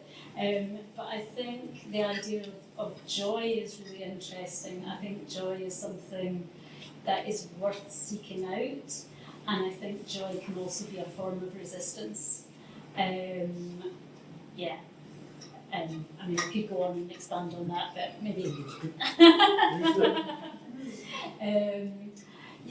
Because what's the alternative? You can become overwhelmed, and it's terrifying. And sometimes working with small children, I don't want them to feel so terrified by the climate crisis that they're kind of paralysed into inaction. So you need to find routes to keep going and to navigate through. And I think if one can, to cultivate finding joy is a pathway. I'm not saying it's a whole. I think it takes a truly optimistic person to find anything optimistic about my presentation, to be honest. there was absolutely nothing that is hopeful or uplifting there. So one of the I thought you were talking about these artists celebrating these kind of what people would classify as weeds. Let us reconstruct it. Let us re-break it down a little bit. So Kerem Ozan, my dear friend, he says that we have to learn from rural plants because the post-apocalyptic state is surely coming sometime. So the resilience of the general, rural flora is basically a teaching aid for us to go on. The other artist, Ilya Dolgov, dear friend of mine too, he basically says that art is a time system and should be, if you're really invested in making those connections, making meaningful connections on a very horizontal level with yourself. If you don't think of yourself as an ego, you should completely abolish the art institutions that kind of deal with that deal with ecological art, that don't deal with ecological art. It doesn't really matter because they're not prepared to be built for this. Finding optimism in that, I would be hard pressed to find anything optimistic about to me, it sounds like both artists are proposing a way forward. That's true. Yes, maybe that's the only optimistic thing about it. There's hope. If we are like ragworms, if we become like ragworms, then we'll be all right. Basically, that's what they're, committing to. But extreme negative, I don't know, that apocalypse or that extreme negativism can often pull people in that direction, but it can also often, like we all laughed a bit, it can make you take an opposite stance and go, yeah, that's a provocation and it might be true, but let's see if not in some ways. Especially if these hinterlands and marginal places, which I think a lot of people have acknowledged for a long time, are real sites of resilience and unexpected diversity and the planet's sort of fighting back. Yeah, I just wanted to pick up on a point of Valentin's paper that I thought was really challenging, because it was you described the collusion of the natural world with these, what you described as hyperactive neoliberal building sites. These plants are thriving in these spaces because of their collusion with those systems. And I think that's a really interesting alternative to what I was saying, because you're working, there's a human and natural collaboration with these lichens that are helping to resist a very similar process of hyperactive construction or breaking down of the natural world. Can we expand on that at all? Is they're kind of pulling in different directions, but you can see that they have a similar centre of gravity. I think the word collusion is interesting, because I think that's the kind of human take on it. Plants are just doing what the plants will do. It's opportunistic. And so, it's sort of being opportunistic, and don't forget that, you know, I can't remember all the ones you mentioned, but if there's foxgloves in that mix, then, you know, what great hosts they are for pollinators, which then benefits all, you know, the rest of the world, really. And then also they will disperse their seeds, and maybe come up in unexpected places in buildings, and so, are they colluding, or are they just, doing their own thing? Would be my... I don't see it as collusion, I see it as the opposite, as resistance. They're fighting back and infiltrating a concrete environment and reclaiming it. And there is a huge literature on that, on edgelands, that goes back quite a long way, and the heritage of edgelands, and the way in which plants will reclaim and show us another kind of strength. So in that sense, there's a sort of hope in it.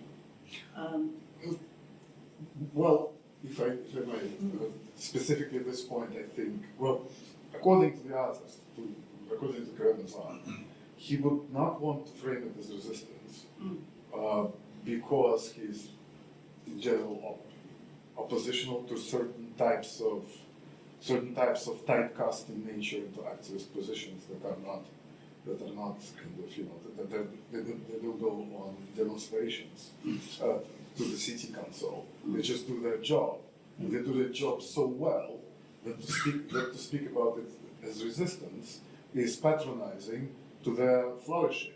So that's his point when he's doing those kinds of investigations.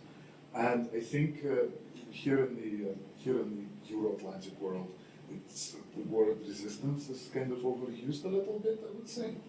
And not generally, I think what my presentation truly says is that there are at least two ecologies, and when we say planet, we don't mean the planet. Some of us mean a different planet, and the ecology, and it was like that since the 1970s when ecology started to be a global concern. UN conference, 1972, about that. So it finally kind of came up that there is this ecology and post-industrial ecology of the developed nations, and there's the rest of ecology that doesn't want to, you know, cut the emissions because it can't afford to cut the emissions. So, so something that is called resistance, for example, in the context of constant political alertness, safe political alertness in liberal democracies, would not be called resistance in liberal democracies, precisely because there are certain very real risks for resistance generally. You see what I mean? So we can kind of frame it differently. There are many ecologies. There's not one planet. There's not one mission to make planet greener. There is paradise building in the small plot of land that constitutes Europe, UK, and North America, and some of Canada. And there is like everything else. And this everything else, you wouldn't be as optimistic if you were there. But that's what I'm saying. If it makes sense, I don't know. I'm going to go the optimist route. Please do. The way I see it is that what we're mourning the loss of is what we see currently around us. And it's like we take that as the model for how the world should be. The world has been around a heck of a lot longer than we have. We're just a little teeny weeny speck of time in the context of the whole history of the Earth. And I think the Earth is actually very dynamic. And we're maybe trying too much. I mean, I deeply mourn losing what we've come to love. So I do recognise that as well. But I do think that time and again, when man disappears, it's after the Ice Age, when mankind shifted southwards to get away from the ice, the flourishing of mammals, large mammals, and all sorts of other creatures is apparently very well documented. That as soon as mankind goes, everything flourishes. Now, okay, we might be ending up with a world that that's heated and no ice left, but the ice has come and gone through eons across the world. So I think the way the world fits together without mankind is actually seems to work very well. It is about survival and opportunism and getting into the cracks in whatever form. We're just a temporary moment in time while a new invention comes along of how the world will look. Beautiful. Well, being team optimist in another way, just because I don't feel I have a choice. I thought it was really interesting in two of the papers, Haeweon and Morven, about attention and dwelling, and dwelling being kind of an active commitment to a place or to a moment. And attention, I was really struck by you saying that it's camp-like, and it's not a protest camp, and the level of concentration, repetitive behaviour, and attention that needs to be paid to each tree to find these lichen, but that once you pay attention, and so, I've evangelised a bit about it because it's very much in my head, but having seen that ocean film on Sunday, there are people like David Attenborough saying that he thought in his lifetime there'd be no more whales. But eventually people paid attention. And when normal people paid attention and got upset, actually laws were put in place and whales recovered in a way that nobody could have anticipated and are still recovering. And in the same way that these people went into the forest not to chain themselves to trees or to dismantle physically the loggers or to make radical protests, but to pay attention, and in their paying attention is following, and similarly you're saying about dwelling in a place and paying attention and making something marvellous.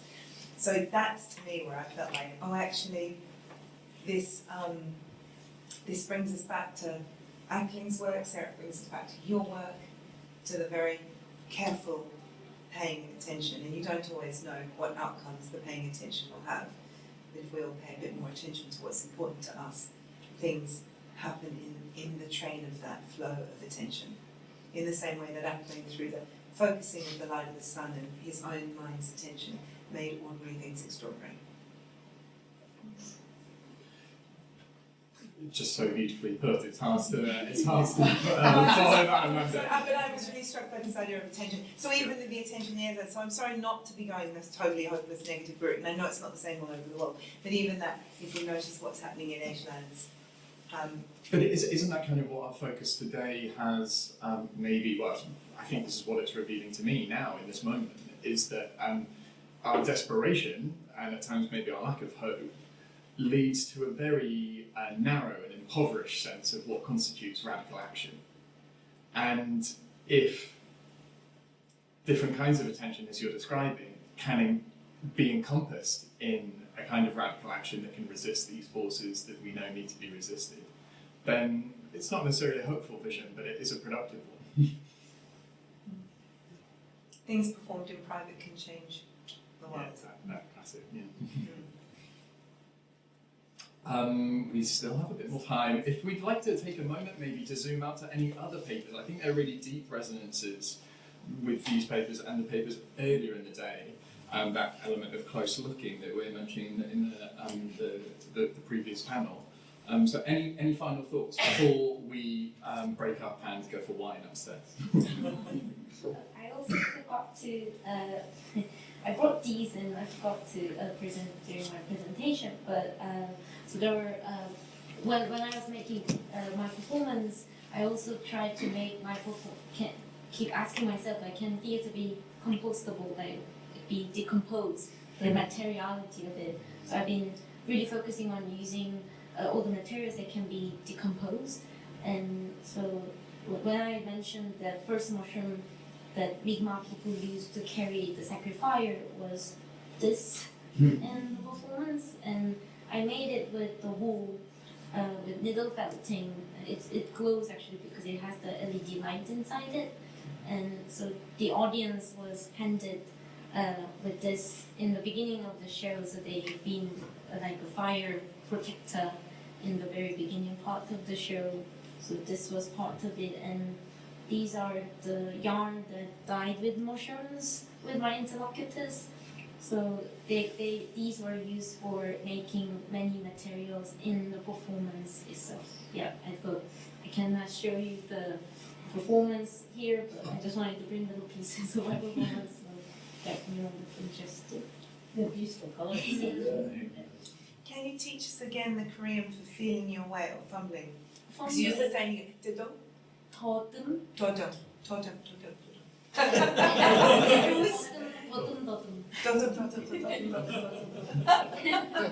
I will remember that from today. Great, well in that case, can you give a final round of applause?